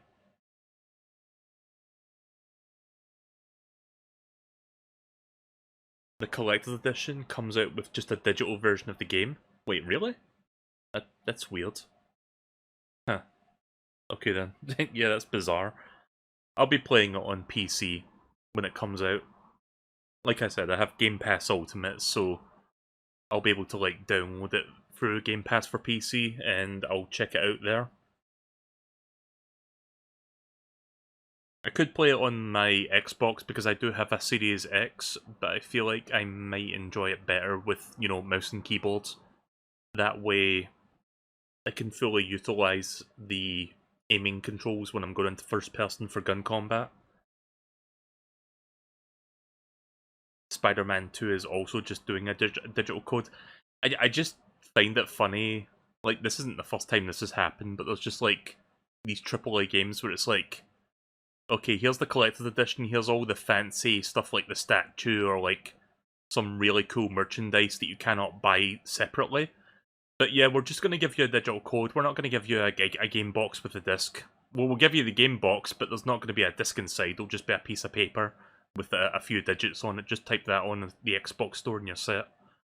I don't understand that, but yeah, rambling on that aside, I thought the Xbox showcase was very strong for Microsoft this year. Way better than, you know, last year. I mean, last year's wasn't necessarily bad, but like I said at the top of today's stream, there was that unfortunate, you know, situation where last year Microsoft made the promise that all of their games were going to be released within the next 12 months, and quite a few of them didn't. And that was unfortunate. Like, that they promised too much there, and that promise for the most part didn't come to pass, and it kind of gave them a bit of a bad look. This year they didn't make such a promise. The only real promise they made was, like, most of these games are coming to Game Pass, which, you know, is kind of a given, so that's fine. I'm okay with that. So yeah, Silksong, no show. I don't know when that game is coming out. I still need to, like, play the first game again, like, play it proper before Silksong comes out, so I'll see if I can do that, maybe. I don't know. Perfect Dark is a no-show, which is a little bit sad. Maybe next year. I'm not sure when we're going to hear about Perfect Dark. I'm guessing they're not ready to show that one quite yet. They can take as long as they want, but it's been a while since they mentioned that game was in development, so I'm not sure what's happening with that one. I can't really say much about Fable since I've never played a Fable game, but I'm guessing Peter Molyneux is not directing this one, because I know he directed the last few, and I know Peter Molyneux kind of has that reputation for over-promising and, like, claiming that games will do these amazing things, and then they end up doing anything but. So I'm not really sure what's going on with that, but I might look into the new Fable game. I don't know. It's something I've never tried before. Has Nintendo announced a Direct yet? No, they have not. I don't think we're getting a Nintendo Direct in June. Realistically, I think we might be getting one in September, because that'll be when they'll start talking about, you know, games coming out late into the year, early next year. Like, I think Nintendo are just going to be coasting for a while off of, you know, Tears of the Kingdom, because people are still playing that, myself included. And we got Pikmin 3 coming out in, like, 2 months, so I don't know what Nintendo's plans are going to be, but I don't think we're going to see a Direct in this particular month. I'll be surprised if they say, oh, here's the Direct in June, because I would not be expecting one at this time of year. considering Nintendo hasn't done that for a while. But yeah, that is pretty much my thoughts on this. If I had to give this showcase a grade, B+. I would say it's a very strong B+ from me. It was good. Microsoft done good this time. Don't have much else to add on top of that. Like I said, I'm looking forward to Starfield. I went into it with a bit of skepticism, but like I said, the more I saw it, the more I wanted to play it. So, definitely doing something to win me over there. And it's on Game Pass, so I don't need to commit to buying a $70 game. I can just, like, download it day one. So when that does come out, I will give it a stream. And I don't know if that'll end up being a full playthrough, but I might end up doing multiple streams of it. Who knows? We'll see when it comes out on September. But yeah. Thank you for watching me and my inane ramblings on the Microsoft Showcase. I do appreciate it a lot. I had fun. I hope you guys enjoyed watching this with me. Gonna get my popcorn out of the way now. So, with that, I am now going to, I don't know, do something else while I wait for the next showcase, which is like in about an hour. So yeah.